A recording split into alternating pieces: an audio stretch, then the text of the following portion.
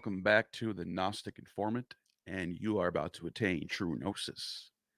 And I'm back with my Greek classicists expert, Dr. Ammon, who is going to.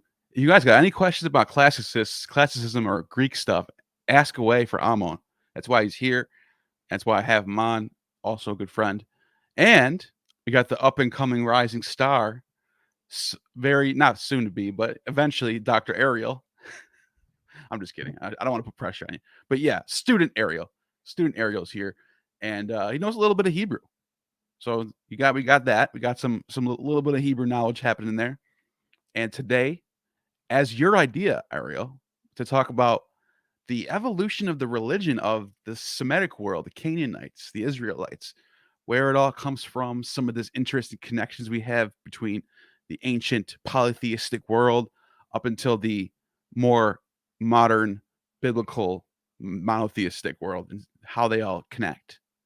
So I'm gonna let you jump on and take it right away, man. And what do you have for us? Honestly, it's a lot to unpack, but I think probably the Oh, that was amazing. That's a round of applause. That was just the greatest I've ever heard. So while he's coming back, I'm sure it was just a mistake. While he's coming back, there he is. That was a quick return. I'll give you that. I was about to just say something while you were gone, but that was a nice comeback. Nice. Yeah. So I was trying to hit share screen. So let's see, where is it? Yeah, I think probably the best place to start, because there's a lot to cover with this. Probably the best place to start is with Genesis. And it, like, literally in the very first part of the. If you can make your screen just a little bit big, or I'm sorry, zoom in a little bit, that would be good, because it's probably there. We go. Thank you. Yeah. So literally the first words in the Hebrew Bible, for one, it's not as clear cut as everyone thinks it is, because the clear definition you have. In the beginning, God created. So in the beginning, I'll highlight it as I go. In the beginning, God created. Yeah, Bereshit bara Elohim. Bereshit bara Elohim. Created the heavens, et hashamayim, ve'et haaretz, and the earth. But also another thing that's worth noting is that these dots, as well as the spaces, that's a result of the Masoretic tradition. Sure. Originally, you didn't have these spaces or the dots, so the way it was vocalized, none of that. And the code doesn't there. Especially when you look at the manuscripts, they don't even have those, the Dead Sea Scrolls. Yeah, and so what's particularly interesting is if you were to read this, Berosh, oh wait, hold on. Yeah, Berosh Yit bara Elohim, in the head, so that would be Berosh in the head, Yit bara, he created or was created, Elohim, God. In the head was created God. Atah shamayim, you are heavens, ve'atah aretz, and you are earth. And so that's just like two different interpretations that you get immediately from the beginning, depending on how you read it. But going with the understanding that's less like humanistic, here it says, in the beginning, God created Shamayim and Aretz. And Shamayim and Aretz in the ancient Canaanite pantheon were themselves deities, like the whole concept of Uranus and Gaia in Greek mythology. And also, and this is standard in all of the theogonies throughout the Greek and Etruscan world. So even in Hittite mythology too, that they found a Hittite version of this, and they all start off with some sort of chaos beginning where everything's just abyss, and then all of a sudden there's a creator or a demiurge who puts together earth, Gaia, and Aranos, sky or heaven.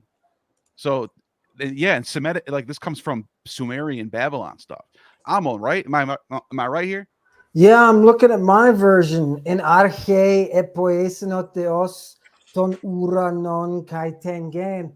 And I see Uranos, the god, and I see Gain, the earth, Gaia. So yeah, you're right there. You're right in the same parking lot.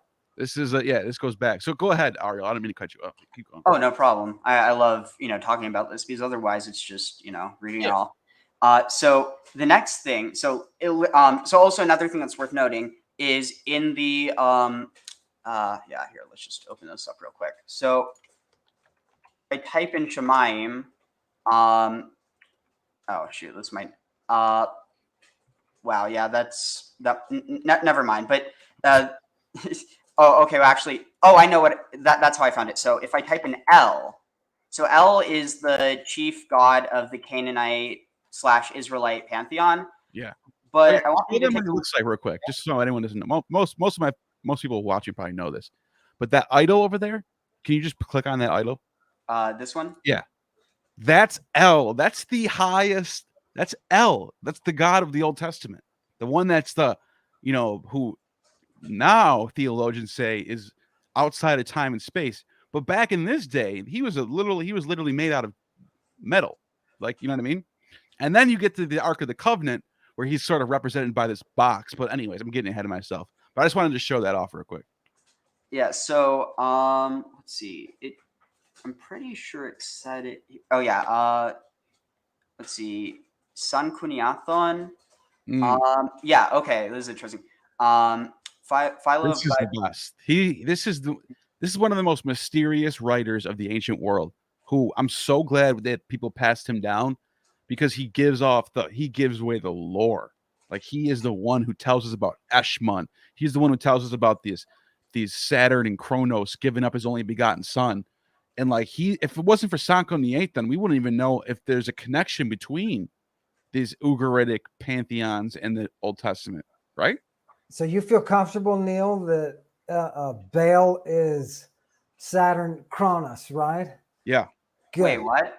Well, Sancho VIII also tells us that what's it called? Saturn was offering up his only begotten son to Aranos, the heaven god. His only begotten son named Yud, which some people say, is that Judah? Is it? I don't know. It's close. It sounds like it. Well, whatever. His only son Yud, and that's how. And so, whoever the person who is passing this down, Eusebius comments on this and says, this was the myth of the world, that a son would be given for the salvation of mankind. And he's connecting it to Christianity that way. But I just love how he gives that away. He's like, yeah, this all comes from the ancient pagan world. Basically, is what he's saying. Oh wow. Yeah. So apparently, so this is saying, where is it? So El, or Elus, called by his standard Greek counterpart Cronus, is not the creator god or first god. El is rather the son of sky, Uranos, and earth, Gaia. Sky and earth are themselves children of Elyon, Most High. And so that's another title that's applied to, like, essentially like the fusion of all these different, identities that become known as Hashem by modern Jews. But like El Elyon, the Most High God, is also kind of similar in some ways to the I don't really know where you'd say this originates from, but the concept of like a monad, of this, like, God beyond gods, like, where you're not dealing with the creator, you're literally dealing with the creator of creation. Right. On the magic side, they call him Iao Hupsistes, the highest Iao. Yeah. And I'm looking at this Sibyl that was passed down. That's also part of the Preparatio Evangelica that Eusebius passes down from all these different writers, all these different fragments. And he says that after the flood, this is not Eusebius, this is from the Sibylline oracles, the ancient ones, not the modern ones, where it says, after the flood, Titan and Prometheus lived, and Titan undertook a war against Kronos. It's from Synchromysticism. And then it says, all mankind one language they knew. A dread commission was on high given to the fell whirlwinds, which was dire alarms. The Sibyl, having named Kronos, Titan, and Iapetus, are the three sons of the patriarch Noah, who governed the world in the 10th generation after the flood, who mentioned the division of the world into three parts, over which the idea patriarchs ruled in peace, that relates the death of Noah, the war between Kronos and Titan. Like, what? Who's right? Like, that's like the most mixed mythology I've ever seen in my entire life. That's why the scholars have a hard time with the Sibylline oracles. They called the earliest Christians Sibyllists. Scholars have a real hard time with the Sibylline oracles because they want to say they're either Jewish, Christian, or pagan, and you can't divide them. They No. are all three. Noah's daughter is the Sibyl, and you'll notice the language, the one language in the unification. That's the earliest Sibyl is the Babylonian Sibyl, right? That's where that tower is. Bro, we got to get with this business. Ariel, do you want me to get into the Jonah thing first, or do you want to go somewhere else first? Oh yeah, I just wanted to touch on the next part of Genesis. So what ask this of Ammon. Ammon, what's the very first thing in the cosmogony of the Greeks? Or I forget which one's like the most commonly accepted, but like essentially in all of them, what's the first thing you have before anything else? It's different, right? So I'll give you the Orphic. In the beginning, in the Orphic theogony which is what you would call their cosmology, if you want. In the Orphic theogony, but you're an atheist, so you wouldn't do that, right? It's Eros and Nyx. They are the primordials.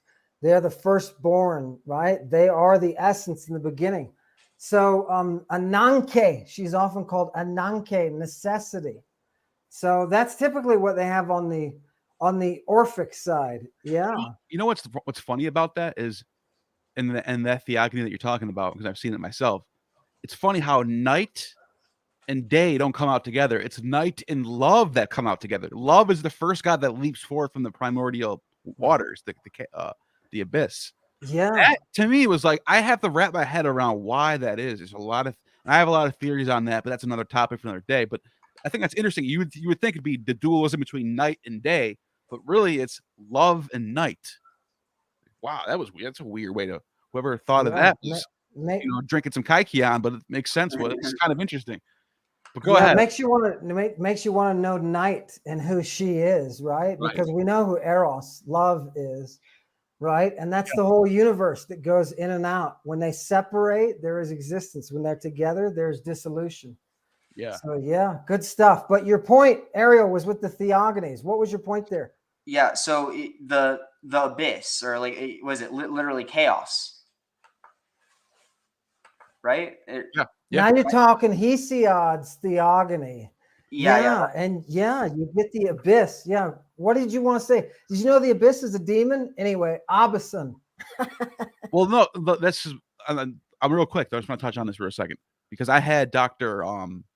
Josh Bowen on for this, and he points out that in the Hebrew, because we're comparing the Greek to the Hebrew, but if you compare the Hebrew to the Sumerian, Akkadian stuff, the same connections apply there, because you have Tiamat, and you have, what's the other one? Ariel, do you remember? Yeah, it's Tohu. It's highlighted right here.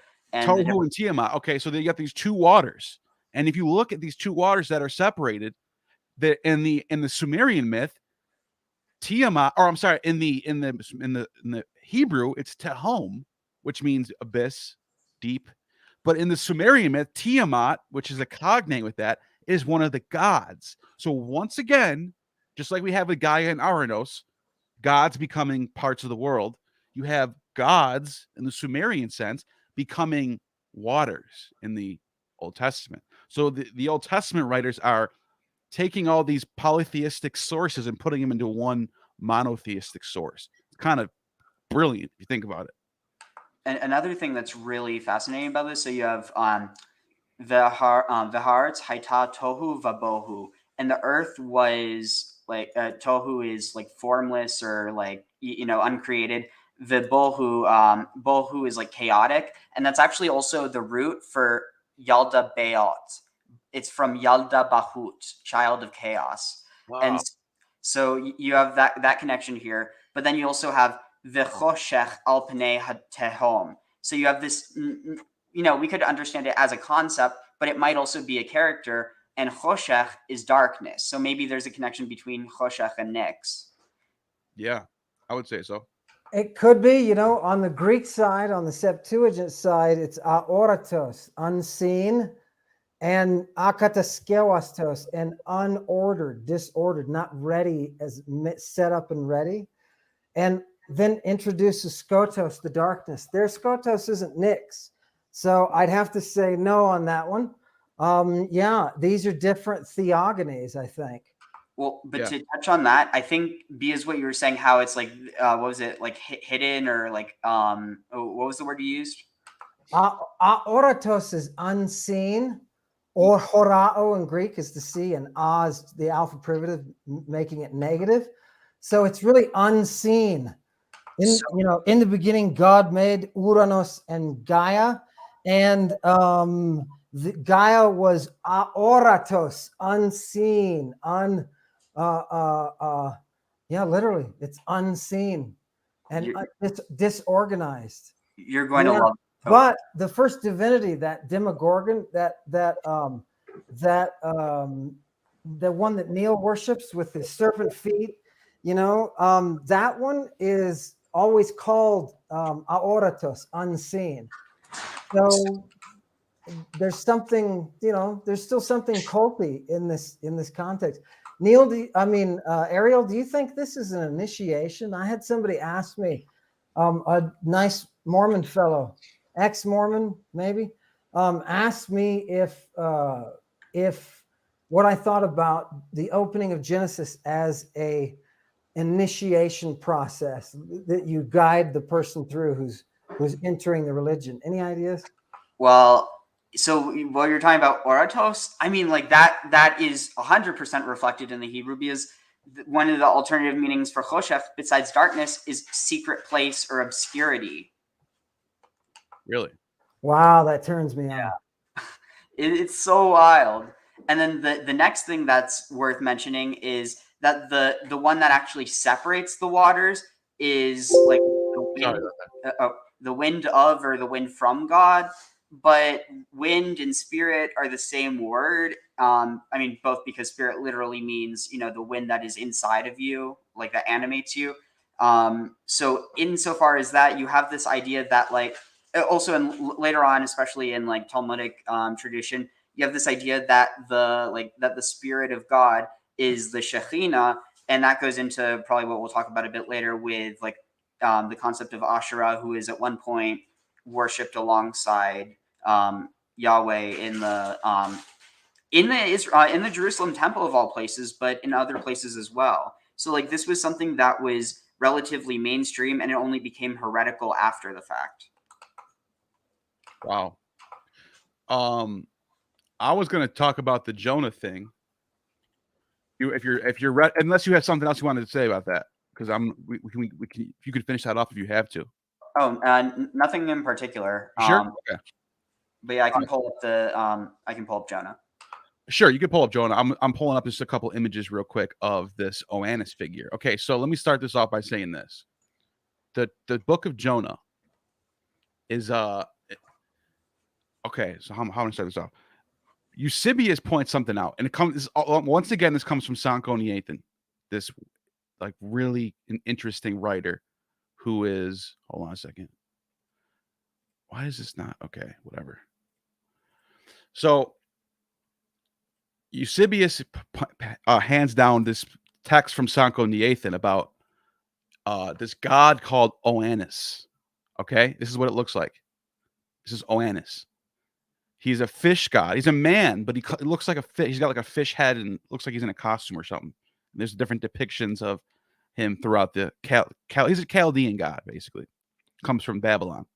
And so this god he comes to mankind and he gives them wisdom, and he tells them how to like build like pyramids and how to use fire and all that stuff, all that good stuff. And so that's the myth of Oannes. And by the way, Berosus is the one who passes this down as well. I have the fragment in here in Corey's ancient fragments of the Phoenician, Carthaginian, Babylonian, Egyptian. I think this is a must-have.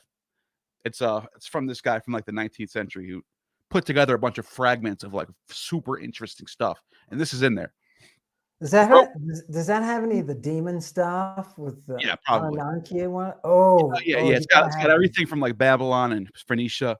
But anyways, he talks about this Oannes guy, and he's giving mankind like the tools of how to be civilized, how to be like gods, basically. The name is Oannes, Oannes. It's a translation. Obviously, it's not how it's spelled in Babylonian, but you know what I'm saying. And sure enough, we got the story of Jonah. Jonah comes out of the well, out of the waters, out of the mouth of the fish. He goes to Nineveh. Now, Nineveh happens to have a god named Dagon, who can be translated as fish. Dag means fish. Now, he didn't used to be a fish god, but it doesn't matter because by the time Jonah's getting penned, they are perceiving it that way, that he's a fish god.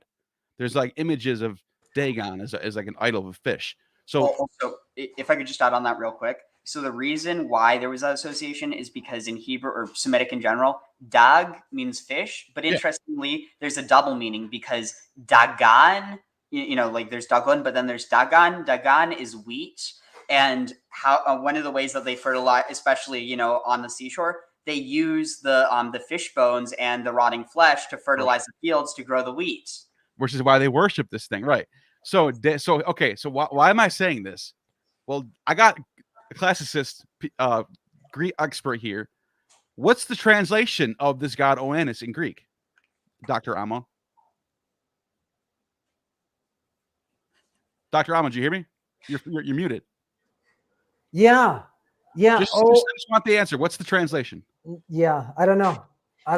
No, I'm saying Oannes. What's the translation into Greek?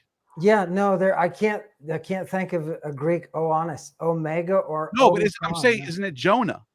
Oh no, you'll see in the Septuagint Ionas, right, for Jonah, right? But Oannes on the Chaldean side, that's not in Greek. That's not what I'm asking you. That's not. I'm asking. What I'm saying is, you just want his name in Greek, yeah. What I'm asking you is, would Oannes, the Chaldean name, translate into Greek the same exact way that the name Jonah is translated into Greek? Yes, or is that the case? Or maybe I'm wrong. It depends. It depends if there's a yod before that Omicron or Omega. So that Ioannes, right? It's got an iota on the front of it. Well, it is in Hebrew. That's what I'm saying. If there's a yod in Hebrew, then it's just a straight up transliteration of it. Yeah. So that's what I'm getting at. That's what I'm getting at. I don't think you understood my question, but that's what I'm getting at. Is that Jonah and Oannes are pretty much the same name. Pretty much the same exact name. You have a guy who's not a god. So my theory is, and I think some other people agree with me on this. There's actually been some scholarly. I actually looked up. There's some JSTOR articles. There's some scholars who wrote about this, who think that this was inspirational for when Jonah got written. This is a sacred story from the Chaldean world that got brought into the fold for the writing for the Israelite mythology.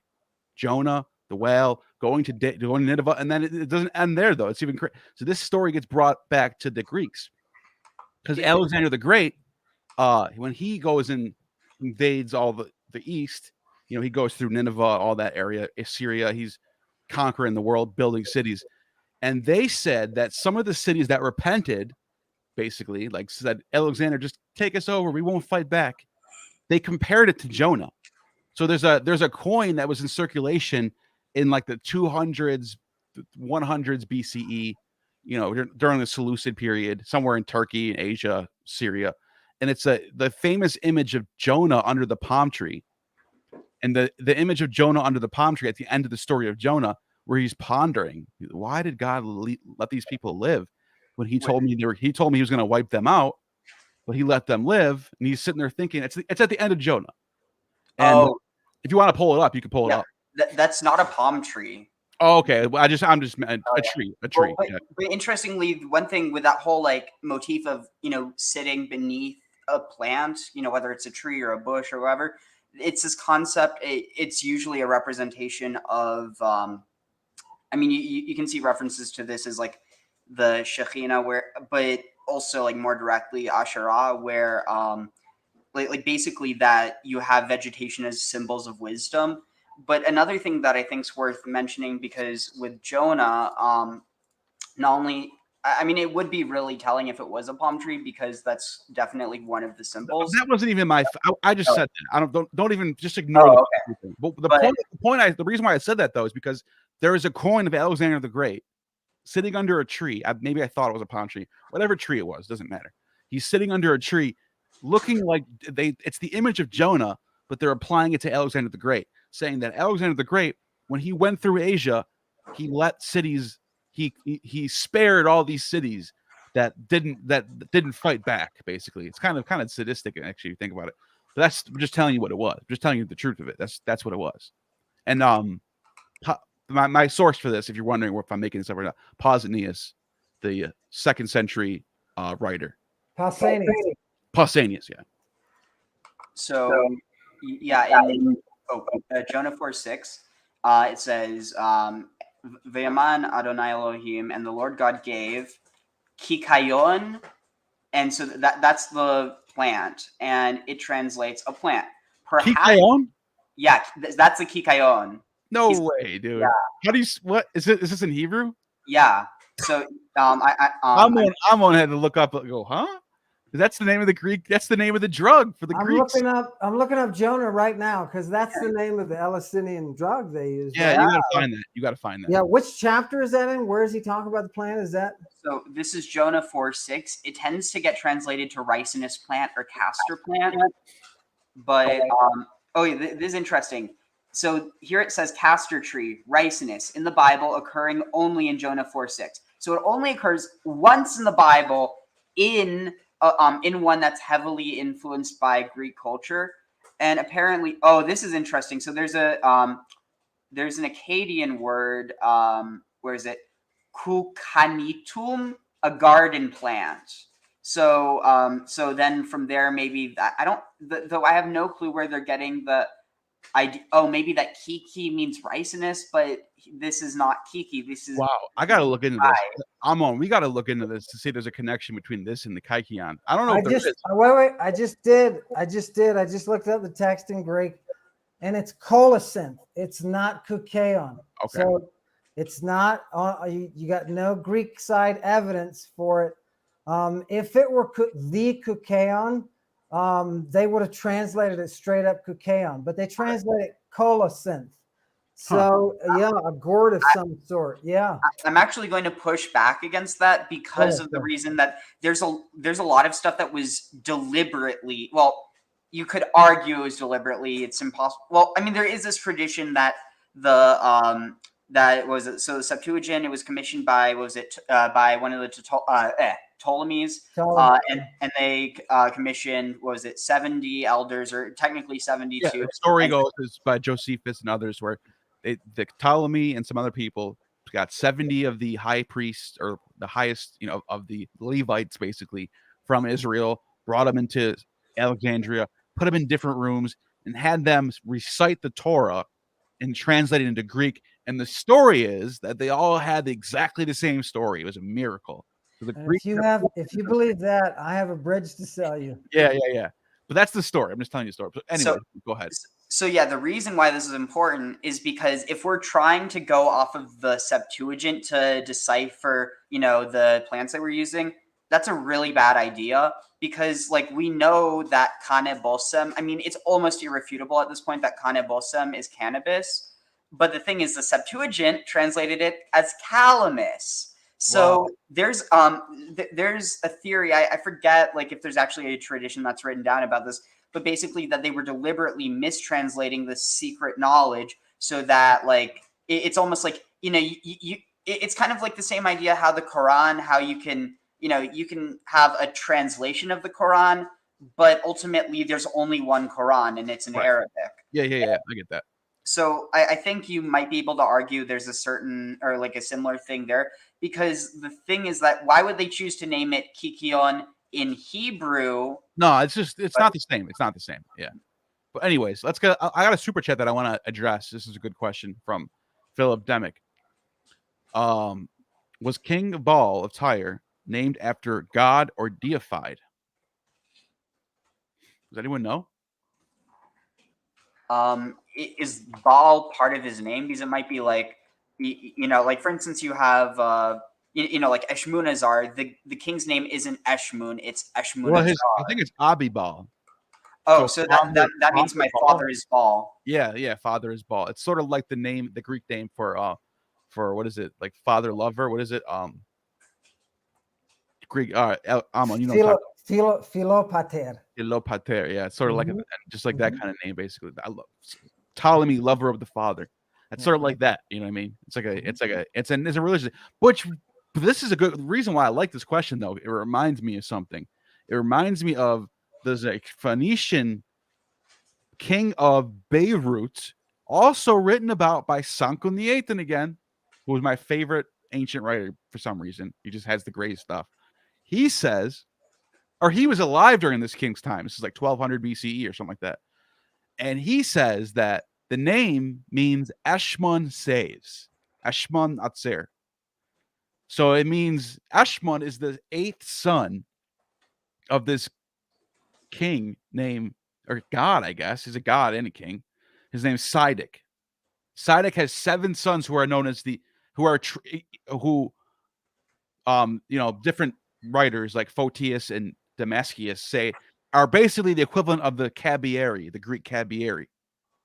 And so he has these 7 sons, but then he has another 8th son from a mortal woman. So the Caberoi are really cool, kind of magical divinities, bro. Yeah, exactly. Yeah. But those are all gods. But he has an 8th son who's not a god. In fact, he's like a demigod because it's just like this in the case of Jesus or Bacchus. Semele, his mother, is not a goddess. She's a regular mortal woman. Well, in this case, Ashmun or Siddiq it gets a woman pregnant who is the father of Ashmun, and then Ashmun is the 8th son. He's not a god, and he is hanging around with Astarte, who's in love with him. He's like Adonis. He's this beautiful looking, like Adonis. He's like this beautiful child, basically. And then he castrates himself and bleeds out and dies. Astarte raises him up into heaven. He becomes a god, comes back down, and then he becomes what Damascus says is the Asclepius of Beirut.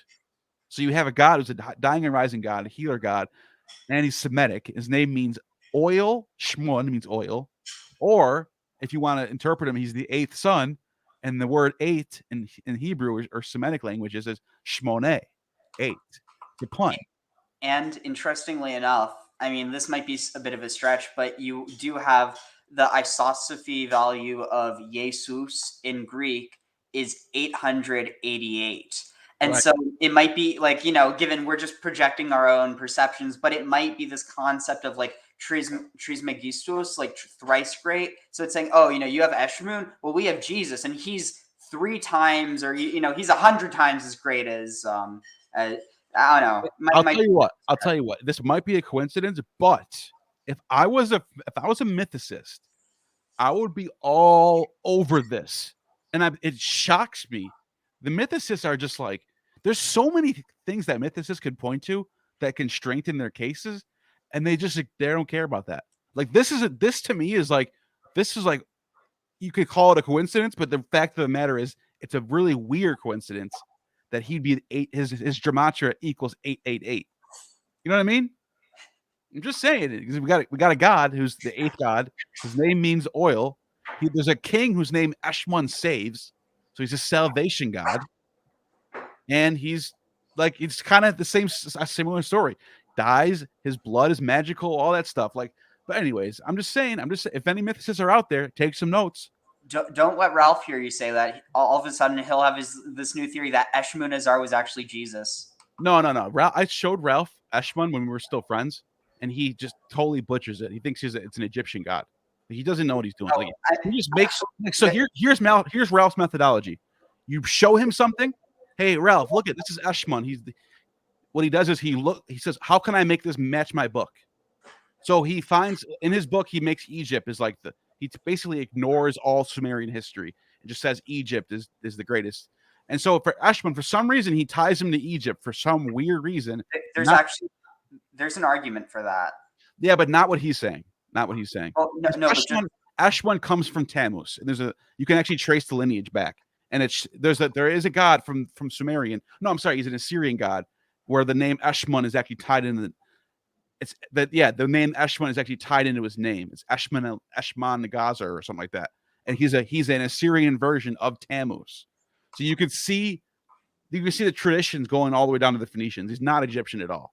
Oh yeah, to clarify, there was an Egyptian version of him, but he was descendant from the east. Exactly. Yeah, because here's the thing. The Assyrians conquered Egypt, and a lot of the gods went there.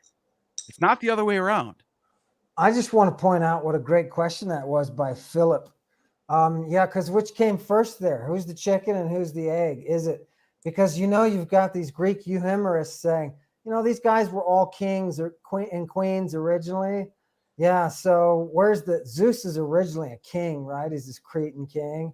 So yeah, which came first, chicken or the egg? And you can go around and around in circles. I've been to conferences where classicists dance around and juggle that game. They can do that all day. It gets to be kind of self-abusive after a while. Yeah. Lev Polyakov says, Moloch, mo problems. Moloch, mo problems. That's the thing. The Moloch thing, people get the Moloch thing so twisted. Because Moloch actually just means king, and he's a title for Baal. So Moloch and Baal aren't two different things. He is Baal, but Moloch is like a title that means king. Melech or Moloch. Don't we sacrifice our children to Molech? Yeah, it's Baal. Okay, I found the perfect place to bring this in, so I'm going to do that. But one thing to bring up, so there's two other possibilities. So Molech might be in reference to either Milcom, the god of, I think it was the Ammonites, but then there's also Melkart, who was like Melch, the king of Carthage, and who's Heracles? Who's Heracles? Yeah. And so, like, for instance, it's interesting because the reason why it's the Pillars of Hercules, it's not because of the Greeks, it's the Phoenicians. Right. They named it after Melkart. But the story of Melkart, who's a big deal in Carthage, Carthaginian mythology, Melkart is like the savior. He's like their Jesus. He's the biggest. They love Melkart because he's a dying and rising savior. His story in the Semitic mythology, like whether it's Phoenician or Carthaginian, is literally, I don't mean this in a Ralph Ellis sense, but I mean identical to Hercules.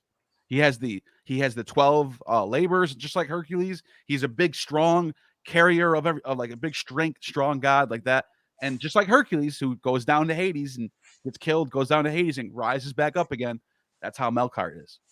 He's another one of these king gods that Philip was just talking about. So bravo, Philip, for bringing that up. Yeah, and that's probably where that word Melk comes in, from that Semitic Melech.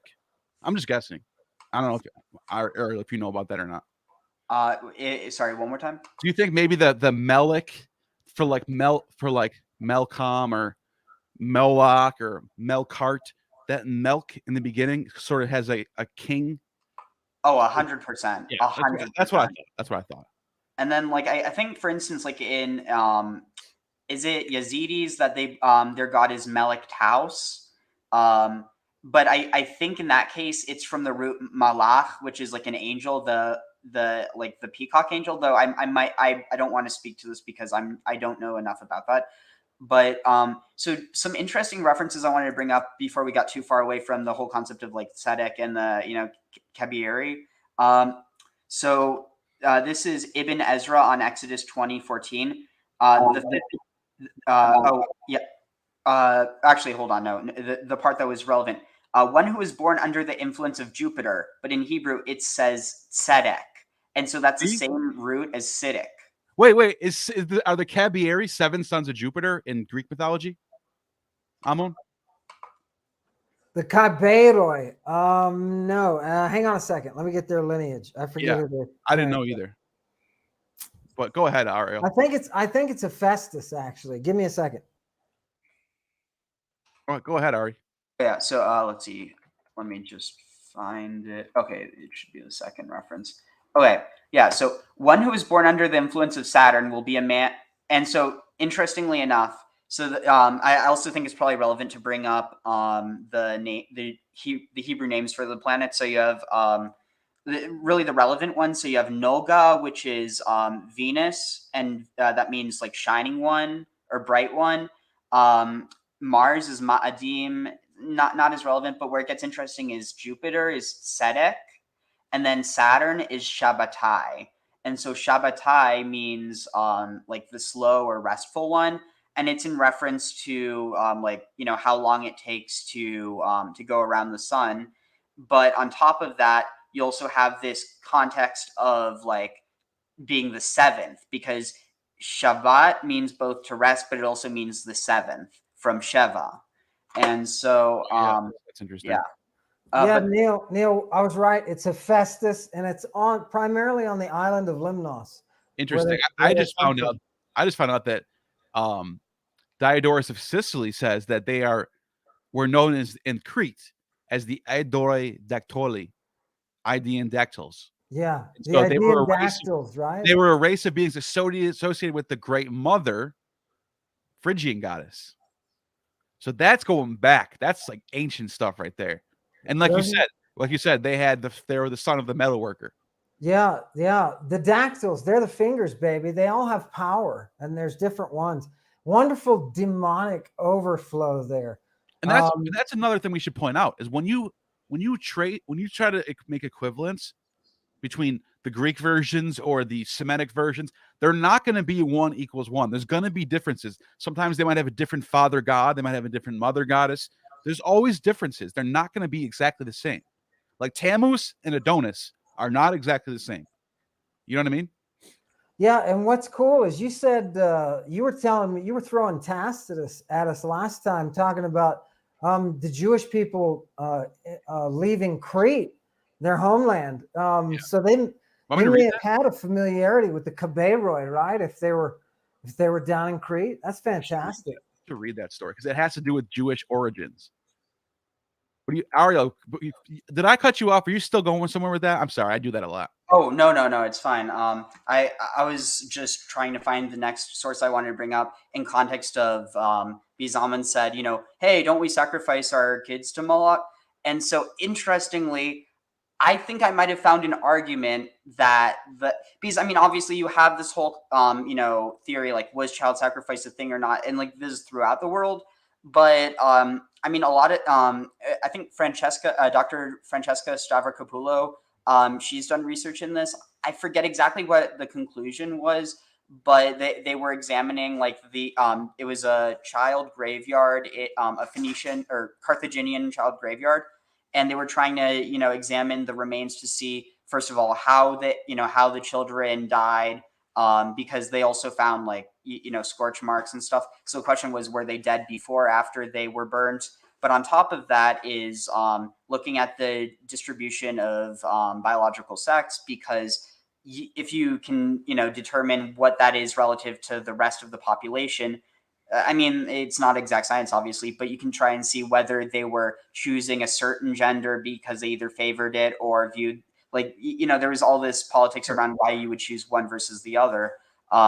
But like going along with, you know, Semitic ideology, if it was, it should hold that if there was sacrifice going on, that there would be more, likely more sons. But I don't know. That's a bit of a.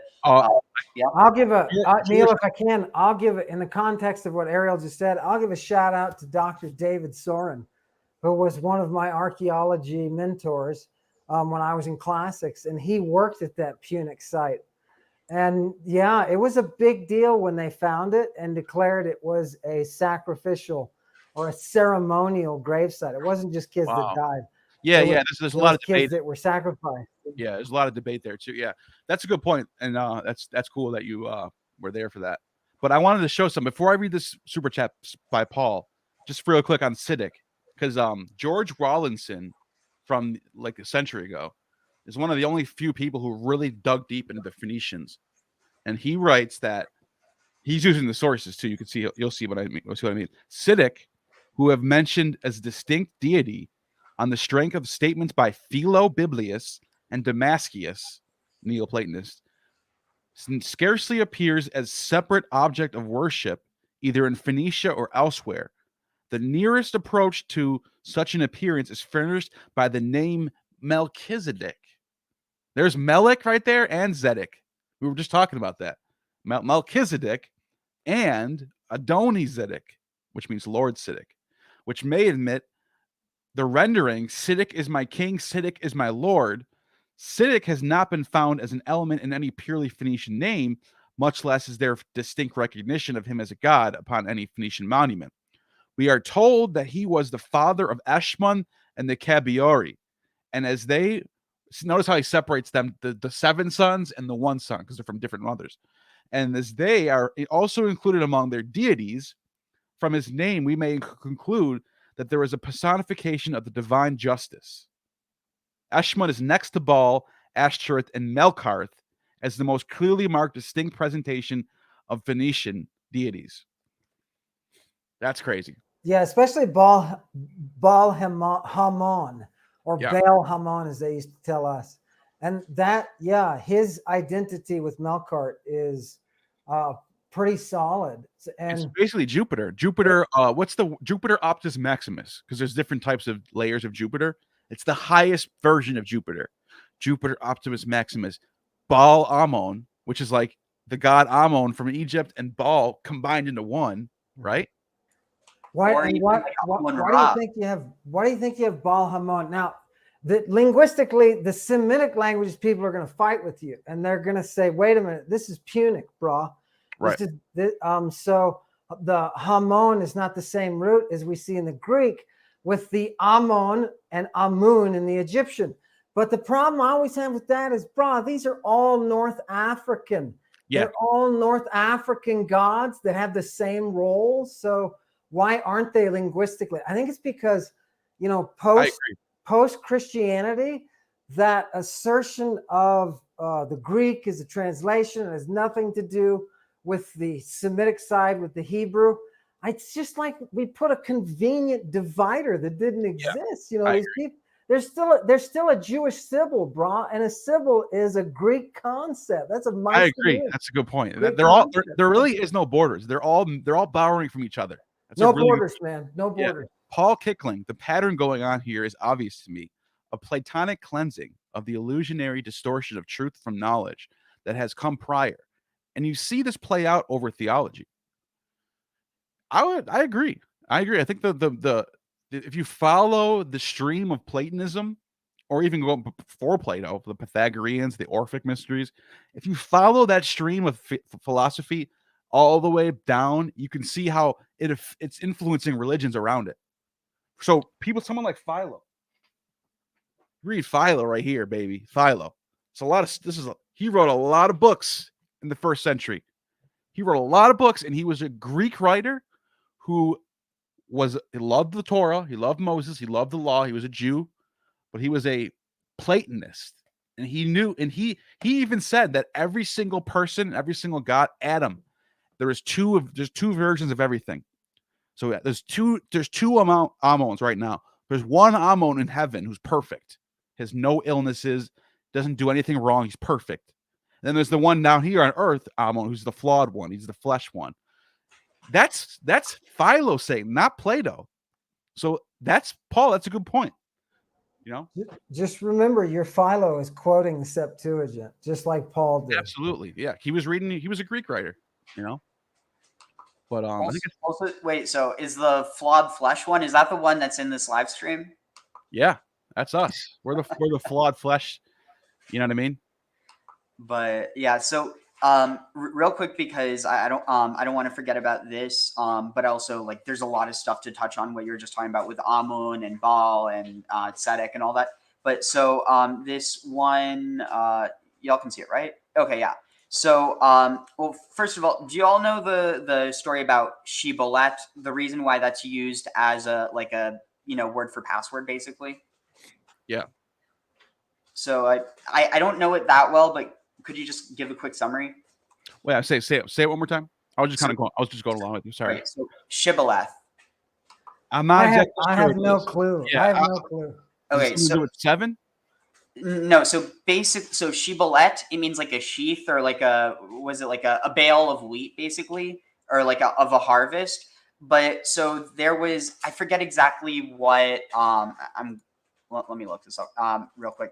But basically there was a war between actually, I'll just look it up in a different tab. But there was a war between some of the tribes, and so they basically there were like spies that were trying to infiltrate, and so the tribes in one side origin. The term originates from the Hebrew word shibolet, which means the part of a plant containing grain, such as the head or stalk. The modern use derives from an account in the Hebrew Bible in which pronunciation of this word was used to distinguish Ephraimites, whose dialect used a different sounding first consonant. The difference between the Hebrew word shin, which is now pronounced as shu, in the Hebrew, basically, so shibboleth or sibboleth. And so the people who would say sibboleth, they would be killed because, you were able to tell that that they were trying to infiltrate. But the reason why I bring that up is, am I still sharing the screen? Sure. Okay, so it kind of addresses this same type of confusion of letters. So here it says, Rabbi Yitzchak and Rabbi Ami say, one who emits semen for naught is considered as though he sheds blood, as it is stated, but draw near here, you sons of the sorceress, the seed of the adulterer and the harlot. Are you not children of transgression, a seed of falsehood? You that inflame yourselves among the terebinths, under every leafy tree, that slay shochate, the children in the valleys, under the clefts of the rocks. And that's from Isaiah. But Wait, what are we doing? What are we doing? That's masturbation. They're saying that's masturbation. They're saying that's illegal, right? Yeah. So here it says, do not read this word as shochate, because shochet means to slaughter. Rather, read it as sochate, i.e., one who squeezes out sochet. Dude, I never knew this. So they're talking about masturbating and relieving yourself, and you're killing a baby, basically. They're saying. Yeah, and like it's crazy, man. Because you have to keep in mind at this point, and like Ammon can talk to this, but the whole concept of like the seed of the man and the seed of the woman, that basically that you have the two together that come together, but the idea that you still have this pre-existent thing that in some interpretations, like which gives rise to the idea of the homunculus, you have the idea that there's basically a preformed human that just needs a space to grow in. That's interesting. And it carries that substance, that semen from both the male and the female, carries the essence of that individual. So if you imbibe that, if you take that essence in, you're taking of the person, and there is a whole I wouldn't say science, but there is a whole group, there's a whole discipline associated with birthing and conception in antiquity, where they're trying to figure this out and how that essence is transferred. So yeah, you have, for example, some drugs are called the semen of Helios, for example, is one of the drugs. And, it's why is it called the seed of Helios? Because it has that God's essence in it. The Haima is life. Yeah, that's a good point. Someone asked, is Baal means Lord, right? Yeah, I mean, I would say, right? Yeah. So the word Adonai and Baal, does anyone know why there's a difference there?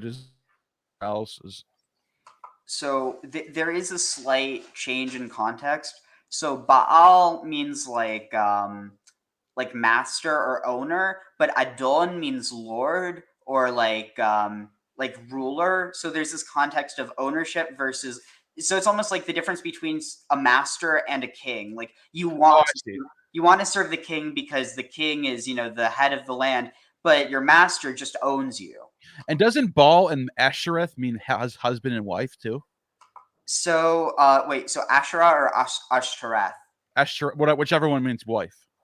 Okay, so Asherah means, so if you take it from the root, because there's two possible roots. It could be Shara, which means like to bind or to appoint, but then there's also Asher, which I think is more likely because you have this one part where let's see, it's oh yeah, so when Asher is born, this is super relevant. Let's see, Asher. Okay, yeah. Leah here. So this is really interesting. So and oh yeah, Ammon's going to like this. So let's see, where was it? Let's see, is it where's the Mandrake? Okay, here. Yeah. Sorry. You guys. Hold on. You're good. Yeah, I know how you like to speed through things. You're good. You're good. Did you say Mandrake? I thought you said Mandrake for a minute there. Yeah. Oh, okay. Here. It's up further. So It's like Viagra, bro. let's see. Where can I take place? Yeah, you guys talk in the meantime. I'll find it. Okay. So I got this passage from. It's a text known as "From Agatheus." Well, that's the guy's name, Agatheus. It's a fragment. They don't know where. It's just a fragment that got passed down, and they say Jupiter they call Belus, and Hercules they call Sandus, and Venus Anitis, and the rest they call differently, as Berosus the Babylonian, and Athenocles and Symmachus, among others, have written the antiquities of the Assyrians, and the Medes have related. So there's obviously, I wonder if there's a connection with Bel and Baal. So I think the connection is a result of Hellenism, but I'm not 100% sure about that. That makes sense. Don't quote me on that. But something that's really interesting. So the connection of Baal with who was it? Jupiter. Yeah. So there's if you look up, and I was going to bring this up a bit earlier. So the connection between was it? So you have Semitic, who's twin brothers with Mesor, and Semitic is correlated with Jupiter. And do you know who? Okay, this like really blew my mind when I managed to find the connection. But the parents of Mesor and Semitic, who, well, I'll talk about it later. But their parents were Amunos and Magus. That's awesome. Look at Ammon loves that one. Now hold that thought for a second, because what was I going to say? Fuck, I forgot what I was going to say. While you're thinking about it, John T dropped a love bomb. Amor Masamat. Love it. Love it. Yeah. I forgot what it was, but anyways, yeah, that's interesting. Also another.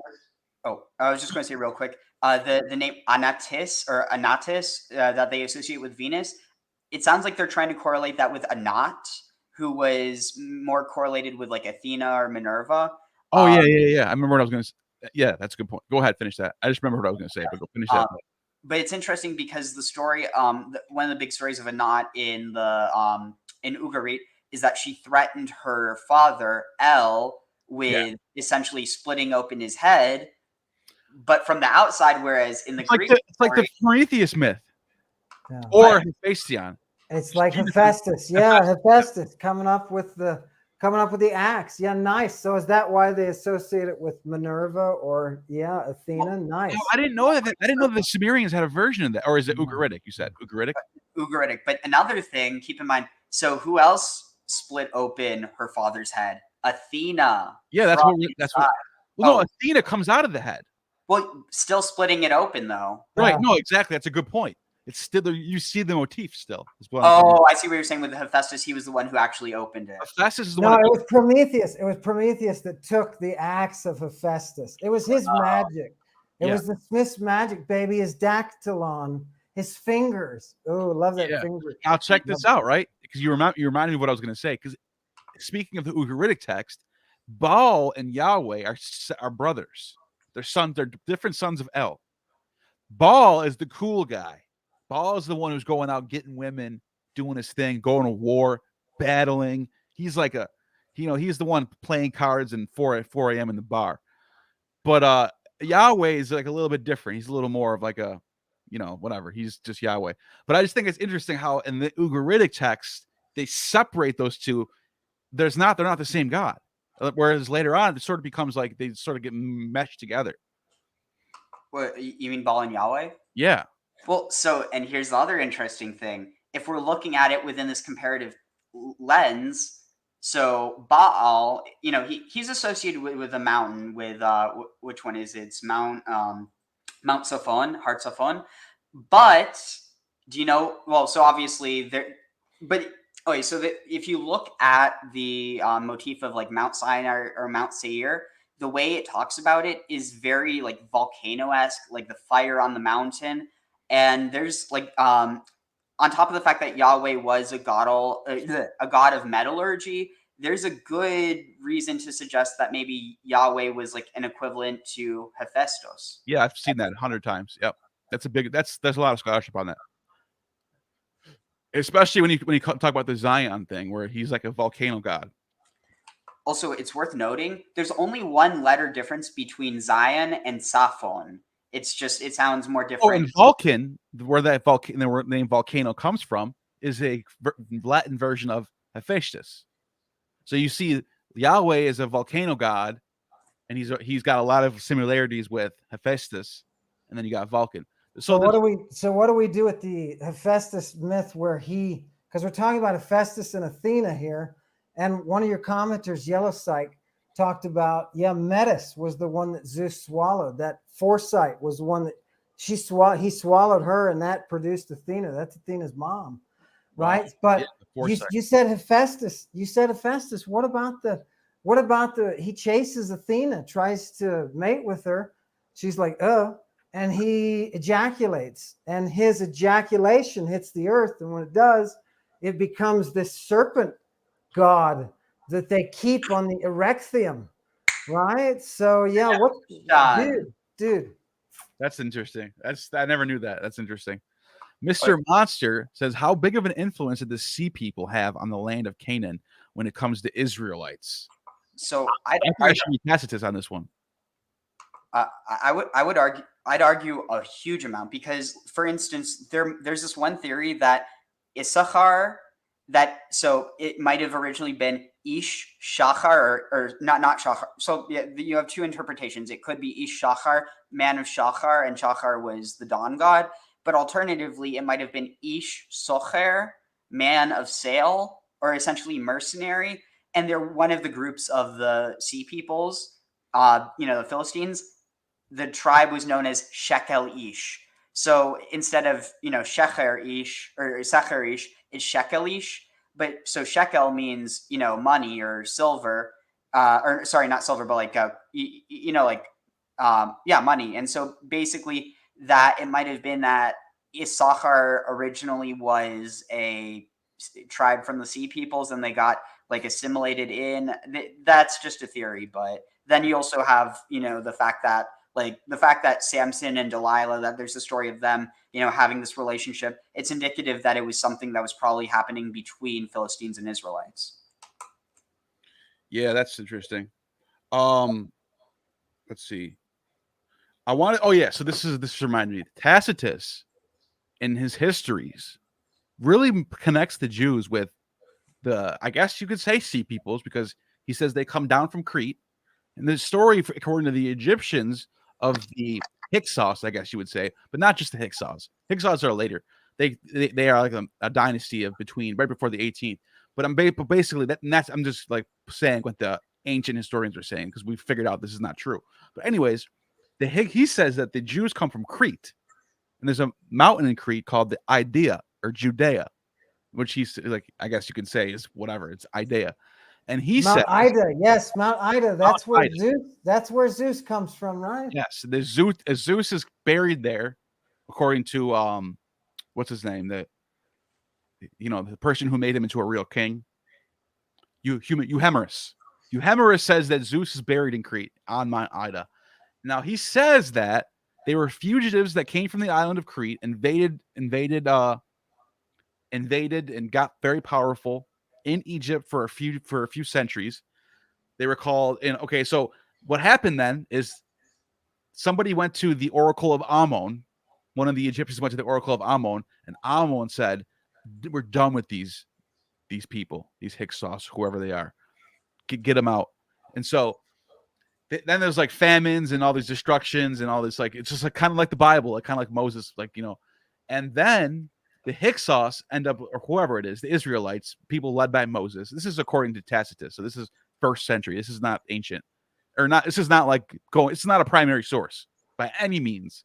This is just some guy writing, but it's Tacitus. We take him seriously. And come on, man. I can't let that go by. No, because it's not. Tacitus is good, bro. Tacitus is good Roman history. I just said that. It's Tacitus. We take him seriously. But what he's saying here doesn't line up. Because I'll explain it to you. he's generalizing things too much. They're not the Israelites yet. They don't become the Israelites till 200 years later. But Tacitus has taken the story from Berosus and Manetho and just agreeing with it. The Hyksos are the Israelites, which they're really not. That's all I'm saying. But I said all this to lead up to this part. This is the important part, because Tacitus says that when they were in the desert, they were starving and thirsty, and they were about to die. And it was 6 days went by. On the 7th day, a donkey leads them to salvation. They find water by following a donkey. So what Tacitus then says is that the god Ammon, who kicked them out of Egypt, they hate him now. But what they do is they worship the god that Ammon replaced. Ammon, who is also Jupiter, rebelled against Saturn, Kronos, and took over the kingdom. He became the king of the gods. Saturn went somewhere else. Yeah, that's why they worship Saturn, right? So they started to worship Saturn as a polemic against the people of Israel. But the Saturn in the image of a donkey, because the Saturn sent a donkey to them for salvation. So this is where you get this god Set. Sometimes sometimes, not all the time. There's a few occasions where Set appears to look like a donkey. Now, what do we do with this? Well, there's two sources: Meneses, 2nd century BCE, and then there's another Christian writer in the end of the 1st century, 2nd century, and they both have a story where, in the case of Meneses, he says that the king Antiochus, when he came and invaded the Jerusalem temple, he found a golden donkey head. And the Christian writer, a couple centuries after that, says that the Christian story of the birth of John the Baptist is not correct. They're missing a key part. It's Zechariah, the father of John the Baptist, went into the temple and he saw a donkey god come up out of nowhere. That is Yahweh, basically. And he says, "Don't tell anyone who I am." And then Zechariah became mute, couldn't talk, couldn't tell anybody what he said, and he couldn't talk until John the Baptist was born. And and this brings me to the last thing, and I'm done, I promise. Because the Christians, the Gnostic Christians who identify Yahweh as the demiurge, are using this text as Yahweh he's the Set, he's Saturn, he's the demiurge, he's not the good one, he's the bad one. Interesting. So I have so many thoughts on this. Go ahead. So the first is that this idea of that, you have, Ammon exiles, what was it? Or, the Jews leave and they're worshiping the dawn, and there's this association that, that they're worshiping Set. And this is pure speculation. I just came across this because of the connection between so you have the two gods, Semitic and Misor, but essentially the word Misor in, I guess, Phoenician or, Ugaritic, it means straight, but not necessarily just straight up, but kind of the concept of so the straits in a river or whatever, that they're, it's called straits because they're straight, but there's a connection between that. And the Hebrew name for Egypt is Mitzrayim, and it means two straits. So it's the concept of between two straits. And so I'm wondering if maybe there's this concept in Phoenician or in Semitic where they associate the god of Egypt as Misor, and maybe there's this connection between Misor and Wasir or Osiris, whose brother was Set, and who's the brother of Misor, Sedek. You have it's almost I'm not going to say it all comes full circle once you start seeing all this stuff. But what's you want to know something crazier? What Josephus says out of nowhere, no one knows why Josephus says it. Josephus says that Moses is Osiris. You know that? Did you even know he did that? That's strange. I'm going to pull it up for you because most people don't know this. Who else is going to be able to have the knowledge of the resurrection? Right. But so there's a lot of fault. Some people say Joseph, the story of Joseph getting brought down into the dungeon is sort of like Osiris going down in the underworld, and You know, he talks, he predicts 2 dreams that are prophecies. One of them has to do with vines and grapes, which Osiris says, "Don't drink the wine in my name," in the Book of the Dead. Then there's the other one's talking about like 7 years of grain, 7 years of famine. And so that's like, this seems like the mysteries are sort of tied into there. And I don't know. Some people think Joseph is a lot more like Osiris, but for some weird reason, Joseph or Josephus calls Moses Osiris. Let me see if I can That's find it. really interesting. Let me see if I can find it for you. Oh, and also just one thing to add about the connection I might have found with Misor and Siddiq. Their father was Ammonos. So, like, you know, Ammon kicks, you know, the Jews, and, you know, if they're worshiping Set, kicks Set out of Egypt. It's kind of like, you know, you good for nothing, son, get out of my house. Yeah. You know, and it fits in with, we're talking about the late Bronze Age. So it fits in with all the migrations.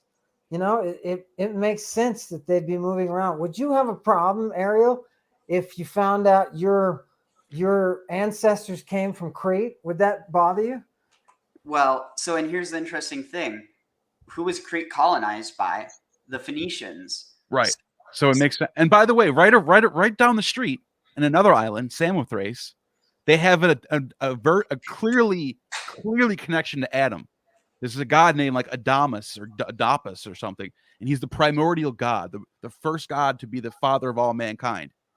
And his name is, you have that name in Linear B. So you have a native Greek name, Adam, as well.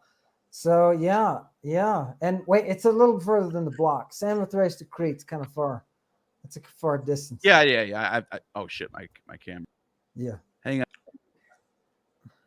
He's dead. Let me fix my camera quick, and I'm going to get to this. I'm going to show you the source where Osiris is gets called, or Moses gets called Osiris. It's in against. Okay, but wait, Neil, while you're showing that, let me ask you this: if Osiris is Moses, or Moses is Osiris, where is Isis in the whole Moses thing? I don't know.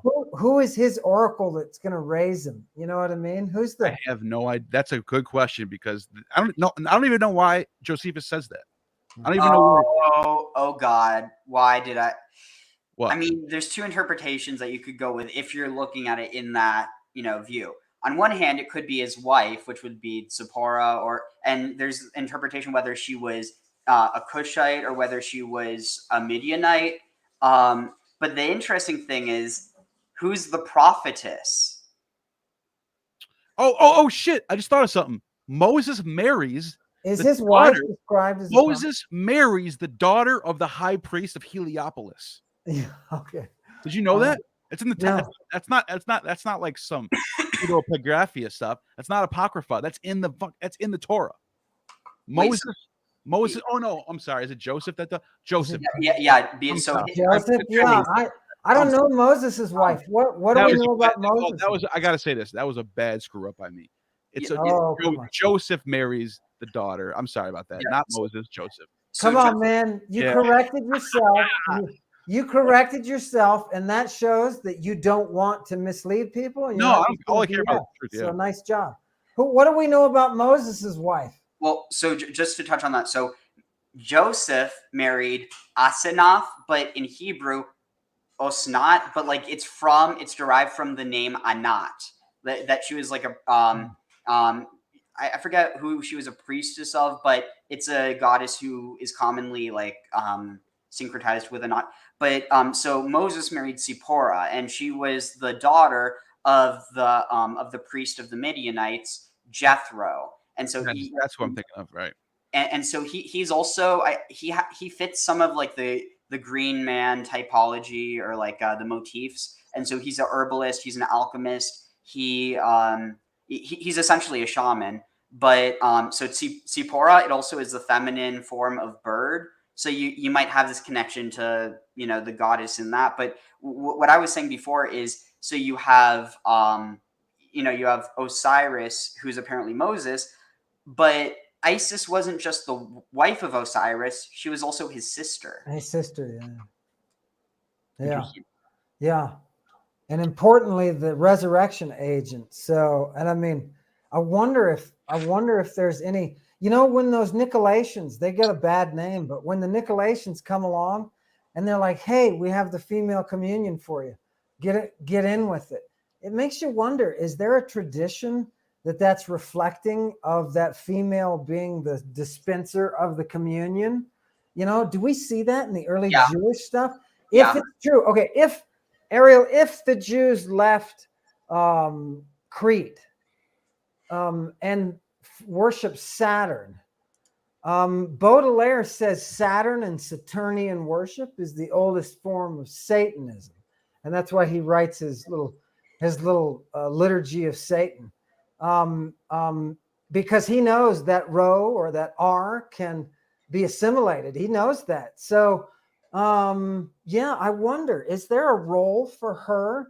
Because the reason I bring that up is in the satanic tradition in the Middle Ages, you have that female as the center of the rite. So it makes me wonder if is there a female oracle? Do we have any Jewish female oracles? Do we have any sibyls? Do we have any? You know what I mean? There's a prophetess in the Old Testament. I forgot what the name of her was. You might know, Ariel. Sorry, you said prophetess? Prophetess, yeah. Yeah, so interestingly enough, one of the oldest parts of the Bible is the Song of Deborah. And Deborah judged beneath a palm tree. And so, the palm tree being a symbol of the god, well, trees being a symbol of the goddess. But furthermore, you have, I'm trying to think, Miriam, who I was talking about before.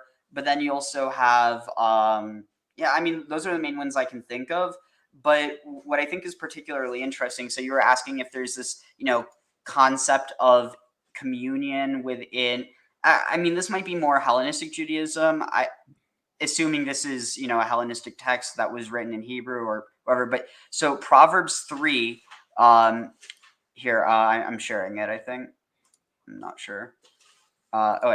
So let's see, where it gets, okay. Ashrei Adam Matzah Chochmah. So happy is the man or the human who seeks after wisdom. The Adam Yafik Tuvuna, and the man who attains understanding. So here you have wisdom and understanding. But then right next to here it says, Ki tov sachra misachar, or I'll just read the English. So so it says, she is she is greater in value than silver, and her yield or produce is greater than gold. That's is bountiful. She is more precious than rubies. All of your goods cannot equal her. And so keep in mind, this is saying her, and it's saying that this is so it's identifying wisdom. So Sophia, and I don't know what understanding would be, but so Chochma and Bina or Tvuna, and then you have the same concept in Greek. But then in her right hand is the length of days, in her left riches and honor. Her ways are pleasant ways, and all her paths peaceful. She is a tree of life to those who grasp her, and whoever holds on to her is happy. And then right after this, it talks about the Lord founding the earth by wisdom, establishing the heavens by understanding. So it's saying that when God created using her. Yeah. Interesting. I like that. Now let me read this super chat. I had it on the screen for a minute, just so, and I promise we'll get right back to that. I just want to keep it up for too long. Paul Kickling says, guys, can't you see? Magic shrooms is the sperm of God. And when you eat it, you ego dissolve into Christ. The shroom out of the ground is the cross, and you eating it is crucifying Christ for your salvation. I love it. I love it. Okay, now Paul, I want to know how serious Paul is. If he is, I think he's dead ass. Yeah. I actually just gave Paul a wrench for that one. You deserve to be a moderator for that one. Yeah, you dissolve into Christ. I'd like to know where in Paul's brain, like exactly where does that? Can I get in Paul's brain and see exactly what happens? I'd like to know that. Yeah, Paul, drop a comment and see if you're serious. But I like that. That's good. Oh, here's another one. Paul is back with another one. Earth, Gaia, and Sheol, soil, in which the sperm fertilizes. Ariel's like, nah. Christ goes to Hades to resurrect death to life. Now the substance of God, Sykes. Paul, you're interesting. That's all. You're an interesting guy. I mean, it's interesting. Like, if you could show me an etymology that shows that soil has any connection, then maybe. But I mean, like it just sounds like a false friend. But it is interesting. I mean, if there is Very something creative. there, I'd like to hear it. Very I creative. think it's cool, Paul, that Earth or Gaia is considered the earliest oracle, and so that prophetic voice is in her. And when she makes contact with the semen of Hephaestus, that produces the secret of the mystery of Athens, right? So that's Erechtheus. And if you open that box, don't open that box. It'll drive you crazy, Paul. Mr. Monster with the $5 super chat says, is Yahweh actually one of the pagan gods of the Canaanite religion? Just changed over time? Absolutely. There's actually some speculation that it might not be the case, but that he got adopted from like North Arabia, or like basically the Midianites. But And so, either way, he's still part of the Canaanite. Wherever he comes from, that's another story. But the fact of the matter is, in Canaanite mythology, Yahweh is one of the gods. True. I was just trying to contextualize that. Yeah, originally. But another thing that's interesting is the first time Yahweh's mentioned, like, or at least that that he speaks to the Israelites or to Moses and introduces himself as Yahweh. It's in the land of Midian, because that's where the burning bush is. Right. That's a good point. It's almost like the people that write these things, they're giving a nod to its sources, right? Also, I agree. That's what it comes down to. It comes down to sources. And speaking of that, Ariel, you were talking about Proverbs 3, and in the Greek, it brings back in the formation of Uranos and also from the abyss. It talks about it. So there's a little bit of your Hesiotic, your Hesiotic theogony in there. Yeah, beautiful stuff. So also another thing just to bring up quickly. So the acacia tree, there's this tradition. I really want to talk with the Islamic scholar more about this, because I don't have enough background to really do any reading on this. But apparently there was this tradition in Islam that the name of the Midianites was derived from the name of a parasitic vine that grows in the acacia or Ica tree. And if you see here, it has bright red berries, or actually, no, that may be flowers. But basically, when the vine blooms, it blooms bright red. And so it also, it has a sap. But if you were to see this from afar, maybe it's in a cave and there's some sunlight shining in on it. That could explain what I mean. Are you ready to be blown away right now? Yeah. So, can you see my screen? Did I just share my screen? Yeah. Okay. Oh, yeah. Ark of the Covenant is literally made with acacia wood. So acacia wood, blah blah blah. The table made of acacia wood. Okay, if you can read the whole set. You can read the whole passage on your own. It's all made. All the wood is acacia wood, and there's obviously there's gold and stuff like that. But the point is, I just want to point out that the Ark of the Covenant is made out of acacia wood. What's interesting about acacia, the roots of the acacia tree, not the wood, but the roots of the acacia tree, has the highest potency of DMT in the world of every other plant, or not like funguses and like toads and stuff, but for trees, for trees, the acacia root bark has the highest potency of DMT in the world. Now, it could be a coincidence. But I like to throw that stuff out. I think it's interesting. How much of a coincidence do you think that is? I mean, because I think they're using it. I think they're using the roots. If Dionysus has his grapevine, are people ever debating? Well, how likely do you think it is? Well, they know that roots. They know the power of roots, because there's passages in the Old Testament that talk about the diviners and their roots, and they're crushing up their roots and putting it into the wine. The Greeks that's ayahuasca. The Greeks called them root cutters, risotto. And that's in was a Book of Enoch. That's one of the things that the fallen angels teach. But it is along with magic, pharmacy. Yeah, point, it is. Love it. Oh man, I'm so excited! You guys are great. See if I find Enoch around here somewhere. Yeah, in Enoch, they're metal making and root cutting is considered with the fallen angels are teaching mankind what to do. That's fucking crazy. Like root cutting. You're like, what is root cutting? But then you find out root cutting is making magical drinks like ayahuasca. Right. And it gives you the prophecy mind, like makes you like, look up in the sky and you see aliens and stuff, and that's how they thought of it. You know what I mean?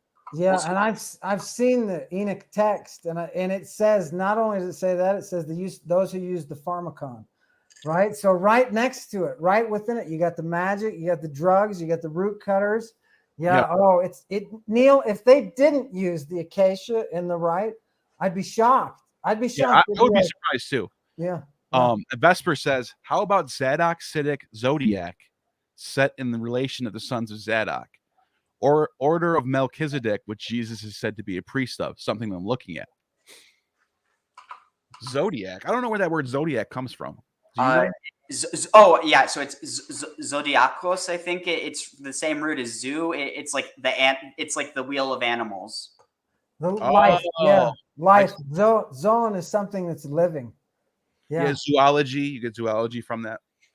Interesting. That's an interesting point, Vesper. We'll definitely keep looking into that and see where you end up. I definitely think there's something though with the concept of the sons of Zadok, or the Sadokim, the Sadducees. Sadducees, right? And the you have the 7 sons of Sadok. Like maybe there's like this, like, I don't know. It seems like a motif. Maybe I'm not really sure, but No, I'm sorry. Keep going. I'm just getting ready for the next one. You're good. Oh yeah. I forget exactly. Oh yeah, right. Isn't there also a connection between Osiris and the Acacia? Oh, is that the tree? Because so when Cyrus is dead, he's in Byblos in a coffin. When Isis finds him, there's a tree growing from the coffin. Now, Yeah. I'm not sure if it was the acacia tree. No, it's not. It's not. It's the pine tree. It's the pine tree. The reason why I know that is because I was just talking to Litwa about Attis and Osiris have this thing in common. During the week of Attis, they put it. It's like pine trees, like Christmas trees, and they like use that. They put ornaments on it and stuff. But with Osiris, it's a little bit different. With Osiris, they carve out of pine trees an image of Osiris, and they put him inside people's tombs. And then a year later, they come to the tomb and take out the Osiris figurine that's made out of pine wood, and they burn it. It's a weird thing they're doing. The only thing that doesn't make sense to me. So I mean, yeah, they could have sourced pines from Lebanon, but why not use acacia, which was much more plentiful? And because apparently there are some traditions, because I know I wasn't just making this up. There are some traditions that the tree was acacia, and maybe it's that like I would not be surprised if it originally was acacia and then it gets changed into pine tree. But so interesting. Oh yeah, go ahead. You're saying, Neil, if I understand you correctly, you're saying, and Ariel's supporting, that these guys were using botanicals to get high, and that's what the comments are reflecting. People are picking up on that. So how much of this ancient religion do you think, you've been reading the sources, is from drugs? How much of you think of it comes from drugs? I'd say a lot. Yeah, definitely a decent amount. Ovid's metamorphosis, Attis transforms into a pine tree. So that's there's definitely Attis in the pine tree thing. There's definitely huge connections there with Attis and the pine tree. But yeah, and I like I said, with Osiris, it's down in Egypt. They actually cut the pine wood to make his figurines. But I'm just pointing to the Latin text on that one.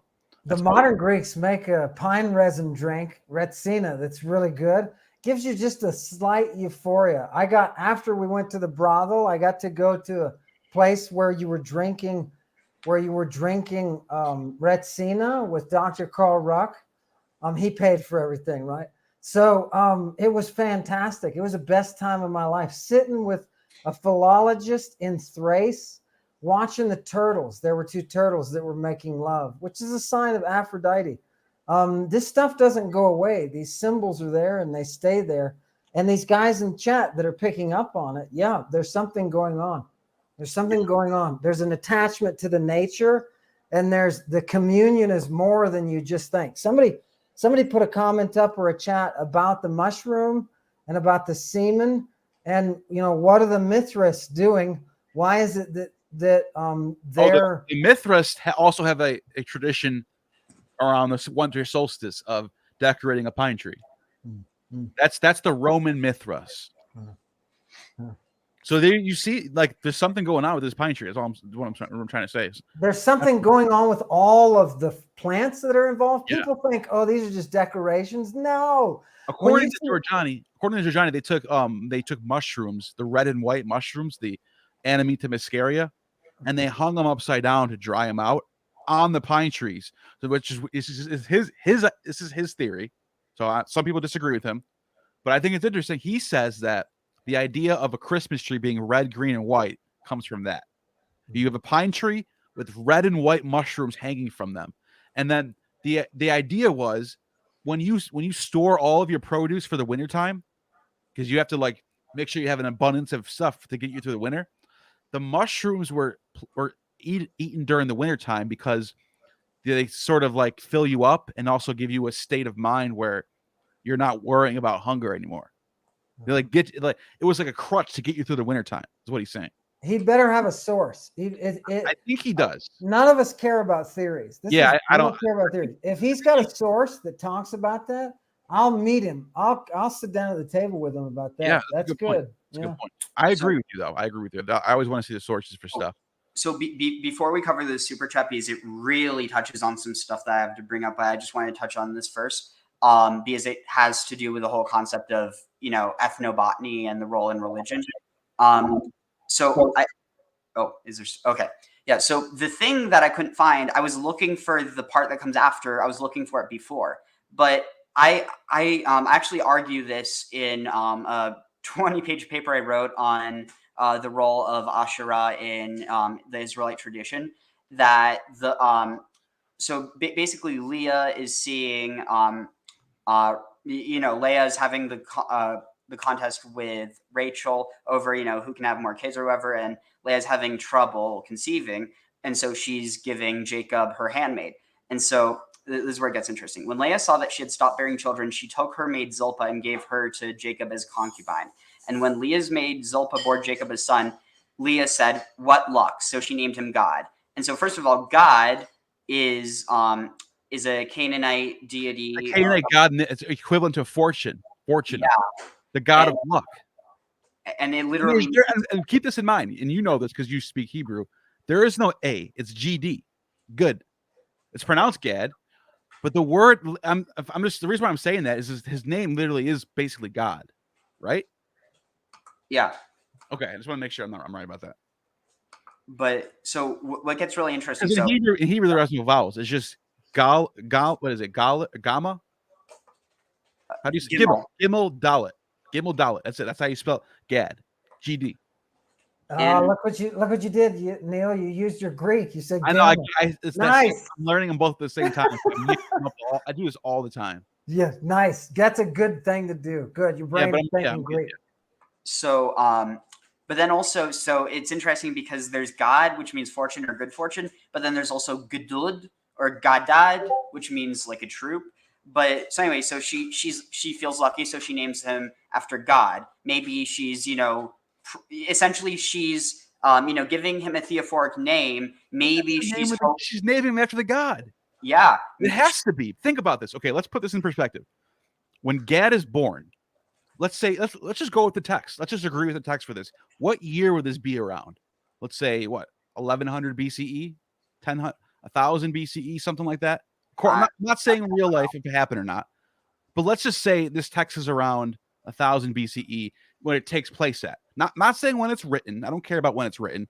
If the text is saying that this happened in, let's say, 1000 BCE, because David's 900 BCE, so it's just right before that. So let's say this is 1100 BCE, right? Okay. The god Gad is already around at that point. So you're naming your son based off being lucky. And there's a god who's the god of luck named Gad, who's already in circulation in the part of that world. So you can't say that they don't. This is naming them after a god, right? Also, another thing that's really interesting about that, if we're going with the whole interpretation of Israel and Yehu, that Israel has all these different sons, then what? And they're correlating Israel with Saturn. Maybe one of the sons of Saturn or one of the sons of El was God, and like that's their way of correlating it, but kind of turning it from a deity into humanizing it. But what's really interesting is what happens next. Yeah. Before you do that, can I just show someone? Yeah. Can I just show them the Wikipedia page for Gad real quick? Just so 100%. they know, just so they know we're on the same page, right? Just so they know what I'm talking about. Some people might be like, "What are they talking about with Gad?" This is really a thing, guys. Gad, deity. Gad was the name of the pan-Semitic god of fortune, depicted as a male. Now, make sure you don't take my word for it. Go to the sources. Van Tertoon wrote this in Beckling and William in 1999. There's sources all over this thing. Look at citations, crop. This is sourced. Okay, this is not just some guy making some up on Wikipedia. By the way, Wikipedia's been pretty good lately. But anyways, I just want to point that out there. This is a real god. Look, he's got the Phrygian hat on too. Ooh, that's interesting. Go ahead. Get to the drugs, Ariel. Yeah, go ahead. Oh yeah. So after this happens, when Leah's maid Zilpah bore Jacob a second son, Leah declared, "What fortune?" So it says, Tomer Leah, and Leah said, "Be'ashri," in happiness or in blessedness, he ishruni,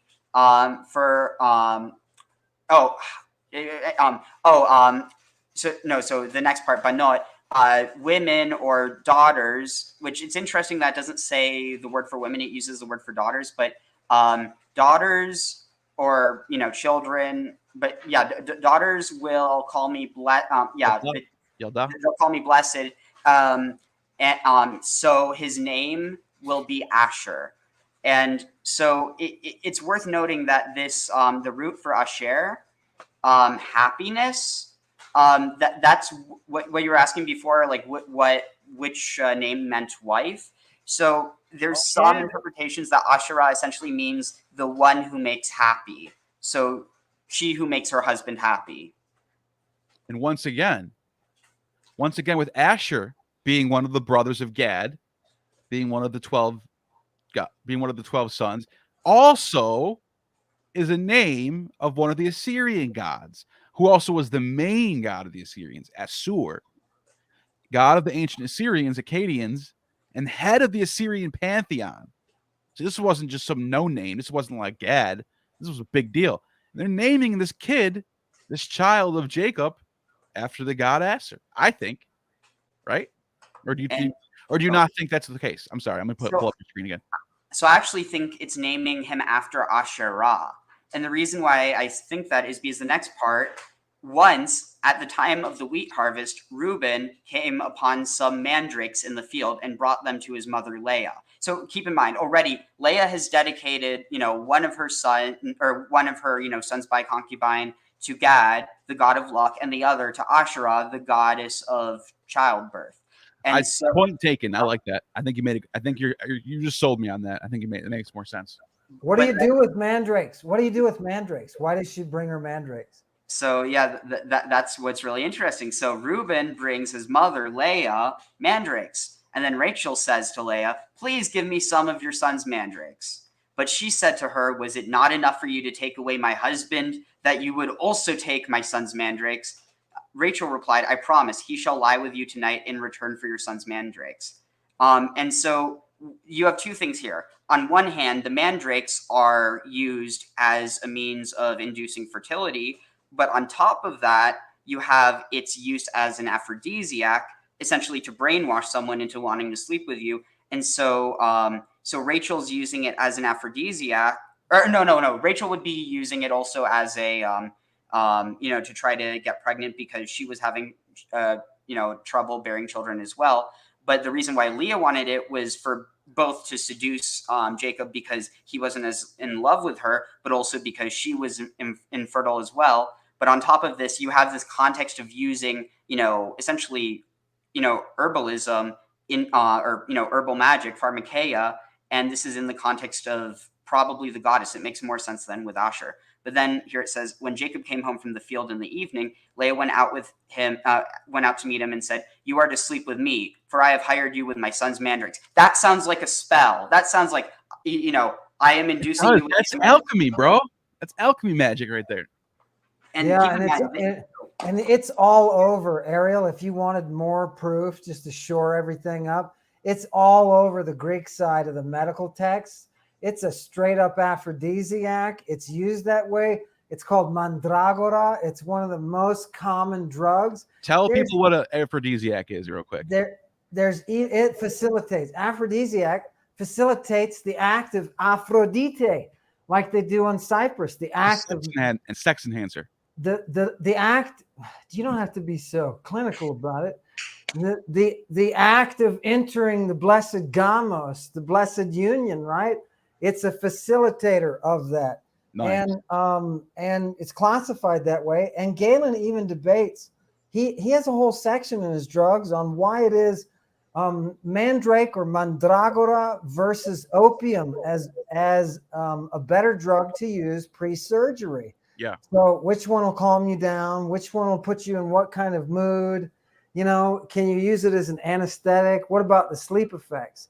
It doesn't have the sleep effects that the opium has. So, yeah, they're using. If you think these people were idiots, you're wrong. They knew the plants and the local stuff. They knew what did what, and they knew you could get high off of certain things, right? They knew you could deliver babies certain ways. There were certain painkillers. Oh yeah, they're very knowledgeable of this stuff. Yeah. Now, let me read this super chat. It's been on the screen for a minute, so. And we'll get back to that thought in a minute because I like this topic. Paul Cherry, thank you for the super chat. The feminine aspect in Judaism, as far as I understand, is Shekinah. The equivalent in the New Testament is the Holy Spirit, Sophia, in Gnosticism. Ariel, you were talking about this earlier, weren't you? Yeah, so I found this one amazing resource. It's basically has a bunch of the references to the Shekinah in the Talmud. And so this is also another thing. Basically, and I hear this a lot from some Christians, and I want to specify some, not all, a very specific, like the ones who try and say that, try and distance Christianity from Judaism. But interestingly enough, the whole concept of the Holy Spirit, it doesn't really exist without the Talmud. And so, Christianity does not exist without the Talmud. In fact, a lot of Jesus's teachings are also in the Talmud. And it's because he was taught them from his teachers, and he taught them to other people. But the thing that I really want to stress, though, is that basically where was I going with that? Oh yeah, you have a bunch of references where you have rabbis commentating on different references to God. And keep in mind, there's different words that are used to refer to God. There's Yahweh and Elohim, and it tends to be that when there's a Ruach Elohim or a cloud from God or a fire from God, essentially God manifesting in the world, it's understood as the Shekinah. And so it's fascinating. I actually have some references to bring up in context of Jonah. Right, because Chachma would be wisdom, which would be Sophia in Greek. So is this two different things? Is that what you're getting at? The Shekinah and the Chachma are two different things, right? Or are they related? No, so basically one of the things that's understood as the Shekinah is essentially Chokhmah is the Shekinah. Also, the Torah is the Shekinah. Essentially, it's essentially the Shekinah manifests as different things. It's like Logos and Sophia. Yeah, I got you. That makes sense. Thank you for that super chat, by the way, too. So the next one is from Paul Kickling. No obvious etymology, but there are modern sect of mysticism called Synchromysticism, and it is connected to gematria ideas of there being overarching harmony and meaning. So Sheol and soil is entangled. Interesting. I mean, insofar as shit and sheet are connected, I mean, I personally, I've done a lot of work looking into this type of where people try and connect library. I'm not trying to to criticize this in that way because I don't know anything about synchromysticism, but just based on what I've heard, I don't know. I'd like to see. So I'm looking at the Proto-Indo-European root of the word soil, It's sodio, and from root, it actually has a connection to roots and dirty and dirt and stuff like that. It's a what I'm getting at is this is a Proto-Indo-European word that comes through the Germanic languages, whereas in the Hebrew language, it's a Semitic language, comes from Akkadian, Sumerian, and stuff like that. So we have two different families, and they sort of meet, and so I don't know. There might be a connection that goes back way farther than we know, but as far as I'm concerned, I don't know. I'm not sure, but I'm not an expert in this, so I can't debunk him or not. He could be right. Let Something Shine just commented on several different uses of mandrake, including why I said they were used in surgery, right, as a sedative. And that knowledge is that's right out of Dioscorides. Let Something Shine. You're marvelous. You're bringing up. Those are the primary sources we need, people. Absolutely. I just want to get some catch up on these because there are a few more. Art Suck says, if the stone. Oh wow. Let me see if I can fix this real quick. Can you guys still hear me at least? This is my show. There we go. This is my show. Oh, dang. If the stoned ape theory is true, the shrooms were literally the path to food life. Hunting mammoths, it morphed into the path of spirit. Bro, I am with you on this one. I want the stoned ape theory to be true. Now, I know if you talk to real experts in this field, they'll say there's some problems with it, but they don't totally say it's completely dead in the water. There's probably something going on. Maybe there's something going on, but it's not like we can point to it and say this is a fact. It's more of a hypothesis at this point. I'll raise one. That being said, I love it because I think we're talking about humanoids going back millions of years, and they're coming out. Let's think about this for a second. They're living in trees, apes living in trees, and they're used to that. All of a sudden, climate change hits because climate change is inevitable. Climate change hits, they're forced out of the trees and into the plains, and they're like, we can't find any figs to eat. We can't find any grapes to eat. What do we eat? What's that thing on the ground? They see some cow shit or something, and they pull it over, and on the bottom of it is these red and white, looks like a fruit. I'm gonna eat it. All of a sudden, boom, their mind is expanded. They're looking up at the stars and wondering where they are in the universe. Who am I? Where am I here? That makes sense. I think stoned ape theory has a little truth to it, but I'm not an expert. Like I said, I just like the theory. I just think it's fun. But go ahead, Neil. So, wow. So I think, literally, you just told the story of Genesis. Seriously. No way. Tell it. Go ahead. Yeah. So, okay. So you have, essentially this, you could say it's perfect existence, but really it's just, the state that we were in prior. You have, human ancestors living in trees. And, you could draw a connection between, the Garden of Eden. There's this connection with the tree, the tree of life is the garden also, but that humans were living in the garden or living in the tree. And then as a result, and then the order is a bit different, but then you have climate change that causes a change. You could look at it as, but it's a bit different in that what causes a change. I see where you're going with this, though. Yeah, you see in the story of the Bible happens, but they're living in the trees. All of a sudden, they get kicked out of the trees, and all of a sudden, eat the fruit. You know what I mean? Yeah, and time is expanded. At the end of the day, there's I don't think it would ever really be possible, outside of being able to replicate those results in some other species to show that there's a connection. And it would take thousands of years to even see anything happen.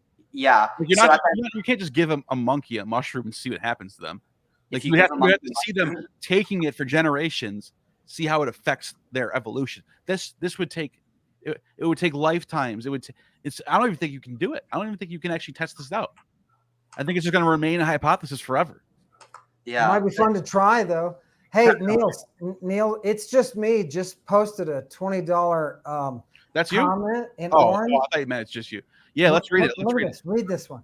I'll read it. Okay. Jewish linguists. By the way, it's just me. Thank you for the super chat. I appreciate that. Really, really do. It helps me keep this channel alive, and you guys are the reason why I'm here. Anyways, Jewish linguist Professor Joseph Yehuda, in his book Hebrew is Greek, argue that virtually all Hebrew and Arabic words could be derived from ancient Homeric Greek. Wow. I don't know if that. I don't know. What do you guys think? How about Ammon? How about you, the Greek guy? Let's see what you think. Yeah, I would say it follows the argument of Julius Africanus, who said that the Septuagint is the original, that it's not. It's hitting on the same vein. That, you know, we have the Masoretic text come up in 1000, right? 1000 AD, right? And so what do we do with that time beforehand with our fragment? All we have are the fragments. We just have little fragments. If the Greek is the original, but he's not talking about the Septuagint. He's talking about the language. He's talking about the language. That's what I'm saying. I don't know if that's true though. I would push back on that. If Semitic and Greek are two different paths. If what this professor is saying is true, then it would mean the concepts that are in the Septuagint are native Greek language concepts. Right. It's the same thing. It's same thing that Africanus was arguing. Let me push back on that, though. I know what you're saying, and it's true that Africanus does say, but he's only pointing to Daniel. He's not talking about the whole entire Septuagint. He's talking about Daniel, and he's right. Daniel is clearly a Hellenized book, clearly has Hellenistic idioms. But when I look at stuff like Deuteronomy, I see Semitic idioms. I think these were real Hebrew scrolls. I think Genesis, when you look at Tehom, I think these are Akkadian words that are getting passed through. That's just me, but you're a Greek guy, so here's what we have to do. We have to do what this professor is doing and look at the roots and say, you know, people come out with Indo-European, right? That was a 20th century thing, right? And they pushed it on classicists just to show classicists this is how you analyze language. This is what classical philology is. This professor is doing the same science and coming to a conclusion that would throw off all of our perceived post-Christian history. Right? It would throw everything off. If these concepts in what we call the Old Testament or the Torah, what I would call the Septuagint, if these concepts are rooted in the Greek language, they could still be being used by the Hebrew speakers, by those who used Hebrew, but they could be native Greek concepts. That's what's scary. That's completely revolutionary. But check this out too. We're forgetting about the Phoenicians, because if you look at it, before Phoenicia, before the Phoenician alphabet, you had linear B script in the Greek world. Right. And it looks a lot like Egyptian. A lot of the same symbols and characters. Over in the Semitic world, you have cuneiform, Akkadian, Ugaritic. They had to use these little cunes, whatever they're called, and then obviously the Phoenicians create an alphabet. They bring the alphabet to the Greeks. The Greeks borrow that alphabet, but they sort of make it their own, which you get the Greek alphabet from it. You can see a lot of the characters pass over. The Semitic people do the same thing. They adopt the Phoenician alphabet. So there might be something happening with the Phoenicians where you see commonalities between these languages because of the Phoenicians. It's like the question, Neil. It's like the question, what do you do with the name Adam? If Professor Joseph Yehuda is correct, it's a native Greek concept. It has nothing to do with the clay. It has nothing to do with what we traditionally derive it from in the Hebrew. It is what the Mycenaean linear B represented as Adam, which is 1600 BC. That's older. Yeah. Right. So what do you do? The problem is with Dr. Yehuda is that it flies in the face of all of our Judeo-Christian scholarship post-Christianity. It flies in its face because then Hebrew is, people will say, well, Hebrew is not the sacred language then. No, it's still a sacred language, but it's based in the same language that the Greek is expressing. So yeah, it's a crazy idea. Why? If the Jews were from Crete originally, who cares? Who cares about the fact that their native language is Greek? Who cares? It's the Bronze Age. The one thing it keeps coming up over and over again anytime you're looking at the Bronze Age, you're looking at migrations of people, and you're looking at movements, and there's going to be influence. Neil, you're sitting there saying all this stuff is related. Yes, it is all related. Yeah. So I like to, but I think it's very clear. I agree with what you said, but I also think it's very clear that you have a clear Semitic path of languages, and they branch off. And then you also have a clear Indo-European branch of languages that all branch out, Italic, whatever. And then you have like the Mediterranean, you have the Egyptian, and there's these different parent languages that have offspring languages. I don't know how you say it, but yeah, they're all like intertangled, but you can see there are paths. You can see them. And I got to bring a linguist on for this, because if a linguist is watching this right now, they're probably cringing so hard. Oh my God.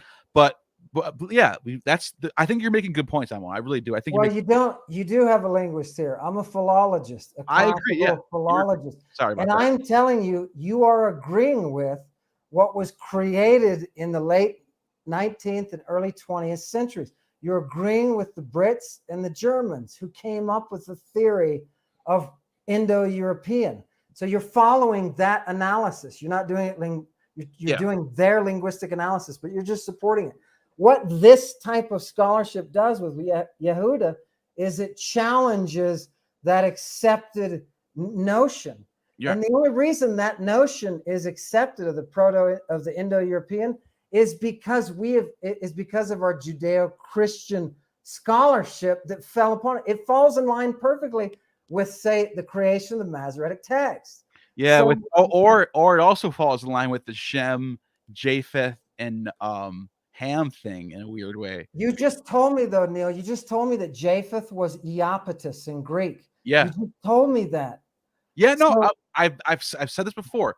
I think you're right in certain areas of the text, but I also think that there are Hebrew scrolls that go back, that are original Hebrew scrolls that get brought into the mix. So I'm not saying it when it comes to the Septuagint. Do I think it came first? No, but I do think there are Septuagint elements that predate the Hebrew elements, but I think they get brought together. I think you have Hebrew scrolls and a bunch of Greek scholars in Alexandria, and they put this thing together. That's what I think happened. Like Daniel, for example, is Greek for sure. 100% Daniel's Greek. Africanus makes the same argument for Genesis, though. The terminology is technically Greek. I have to look at that. That's his argument. I've only seen Africanus say that Daniel has Greek idioms. Yeah, you have to send me the one where he talks the about letters. Yeah, the letters that he sent. Yeah, send me that. Okay. If that's true, then I'll look at that. That's crazy. I'll yield because I'm not an expert in this. I'm just some guy. You know what I mean? Also, so one thing that I wanted to add. So one of the sons of Mesor was Tautus. Yeah. So I don't know. There's definitely a lot of interesting stuff there. But I know we're getting kind of close to the time, but I just wanted to share a few more things. If that'd be all right? Yeah. Where you want to share the screen? Yeah, I'm sharing it. So at the end of after Leah gets Jacob to lay with him, it says God. So here it says God heeded Leah, and she conceived and bore him a fifth son.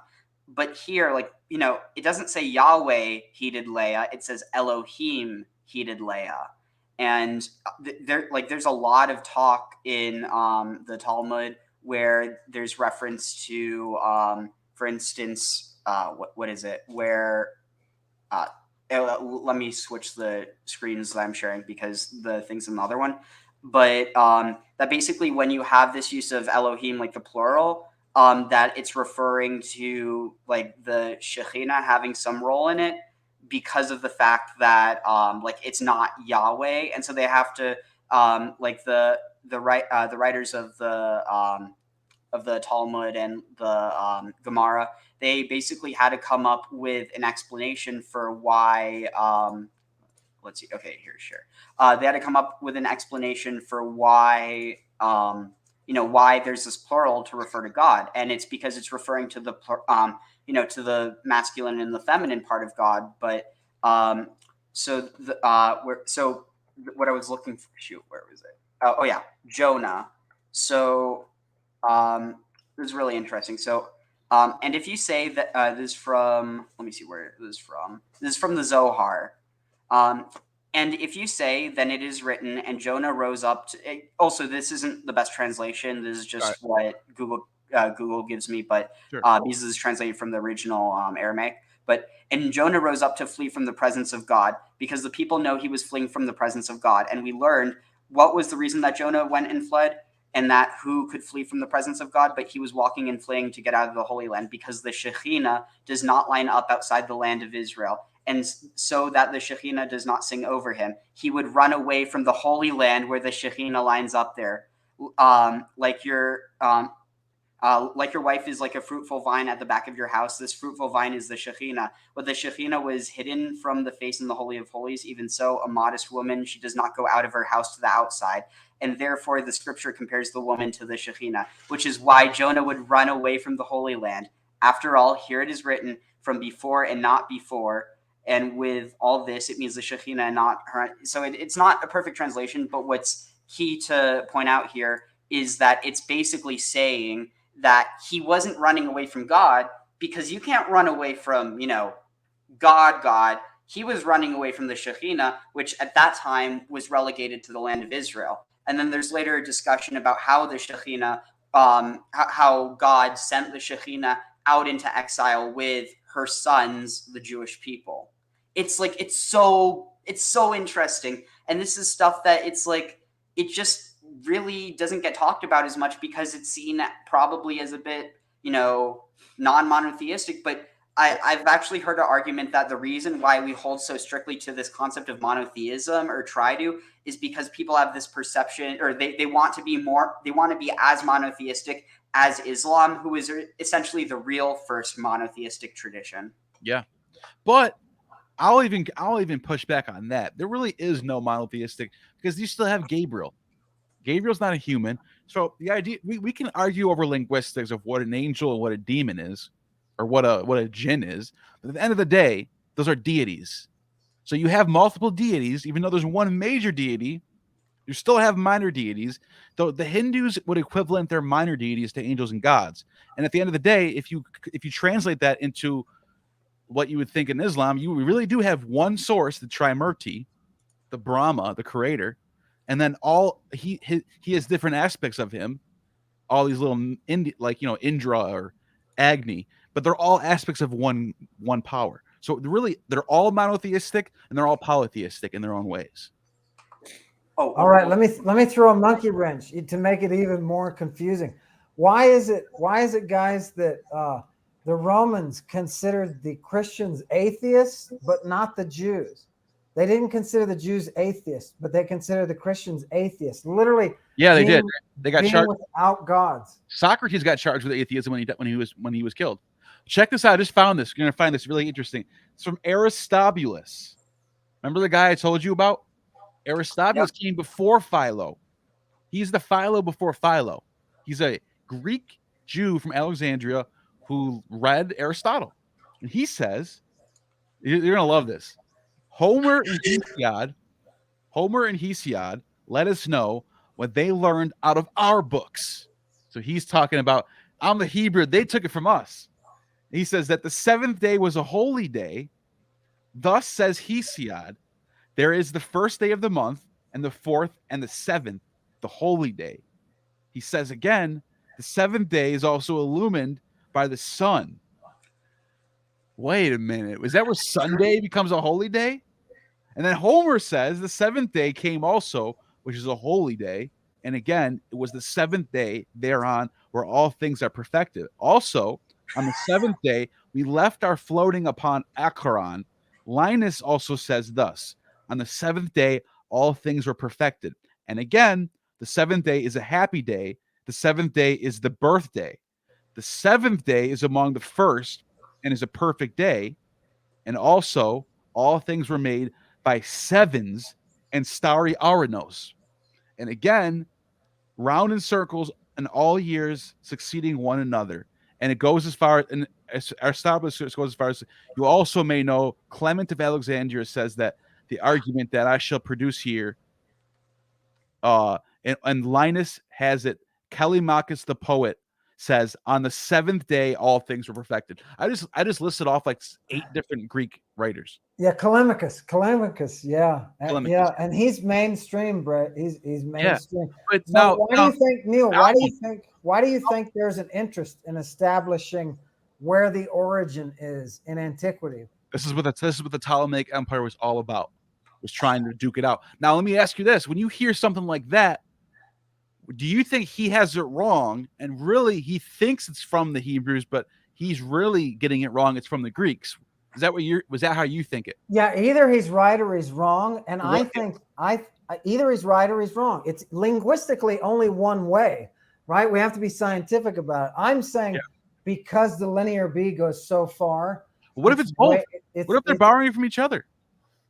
What if they're both coming from one source that they both come out of? Why don't you invite Yehuda on? Is he still alive? Maybe he's not alive. I don't even know who that is. That would be so fascinating. Yeah. I want to get a linguist on it. I did a video with Dr. Mongor on the etymology of the Hebrew Bible. That's got like 50,000 views right now. And we talked about how all these gods like Yahweh and Baal get their roots from the Ugaritic texts. Also, so I was just like looking through that one document I was showing before, and I straight up found like this is not even like, I'm like, honestly, I need to look over this in Hebrew later. But so this is from Targum Yonatan, from the Targum. And you ate, and you could eat from Mashra Tanina before the Lord, Elechon etira dithrai. I don't know exactly what that means. To Ishara Shechinathia Taman. So it's like to Ashara the Shechina of Taman. And there's also that's apparently like the translation of Deuteronomy from Targum Jonathan. Then you have to dwell in the midst, to Ashara Shechinathia in Jerusalem, and its edges are full, and its glory is full of prison. We will. I don't know the context of like these ones later, but like it's straight up saying Asherah is the Shekhinah. And like I honestly, I thought like I definitely knew I was picking up on some pattern, but like I didn't know it actually outright just said it. I thought that I was making a translation that was maybe a bit iffy, but apparently there's actually substance for this. So I'm really fascinated. That's interesting. Well, does anyone else want to say anything before we go? Good for you, Neil, for providing a forum where you can bring, hardcore evidence, right? Primary sources. And if we can invite Yehuda, maybe he would say, hey, look at these Greek roots, Neil. And Ammon's not as far off as you think he is. Look at these Greek roots. But I will say one thing, Neil. You are learning Greek. You're learning it now.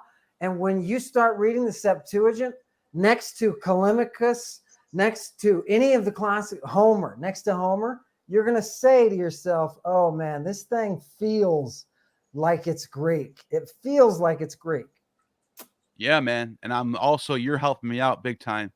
And you've been, instrumental. You and Ariel come on these lives with me.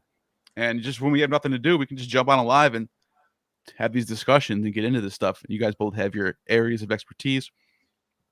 So, Lady Babylon, guys, hit that subscribe button, hit that bell, and that way you'll know every time he drops a video. He's got one coming out pretty soon. Can you give away any idea of what it's gonna be like, or do you want to keep that withheld for now? Oh, you're muted, bro. Yeah, no, I can't give that away. I'm working on the mystery rite and elucidating that. I'm taking the most basic elements of it, and I'm just taking a scientific approach. So those are the little snippets that I'm taping right now, and that's what I hope to bring people to, so that they can get in the time machine, they can go back in time, and they can eat the drugs, they can drink the wines, they can perform the dances, they can use the magic imagery, right? Because that's what it's all about, in order to resurrect those mystery rites, right? Because that's why we resurrect the Korah.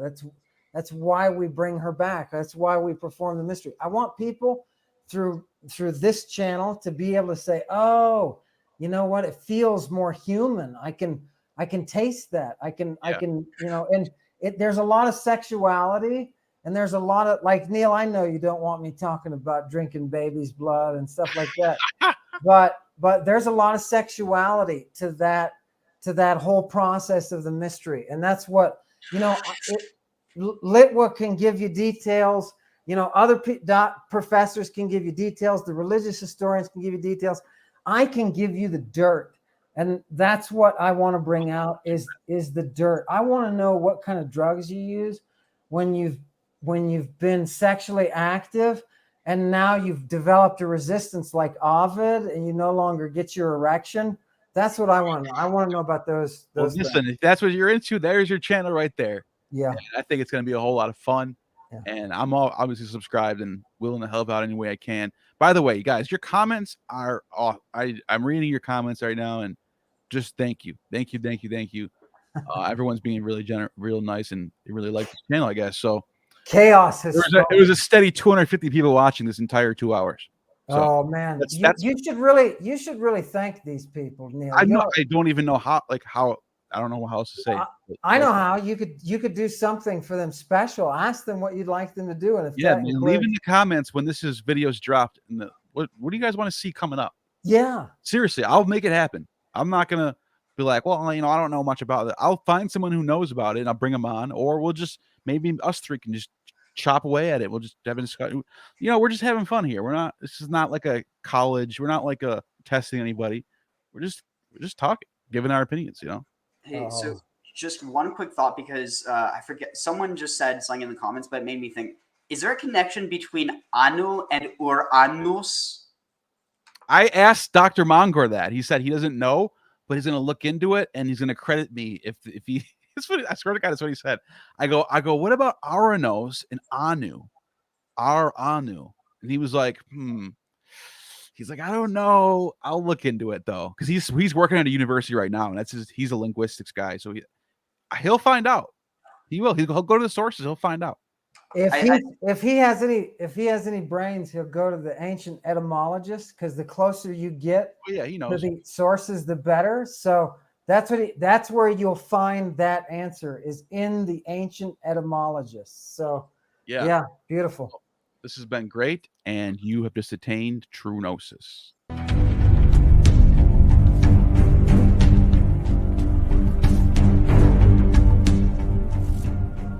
You have just attained true gnosis. The demiurge has no power over you.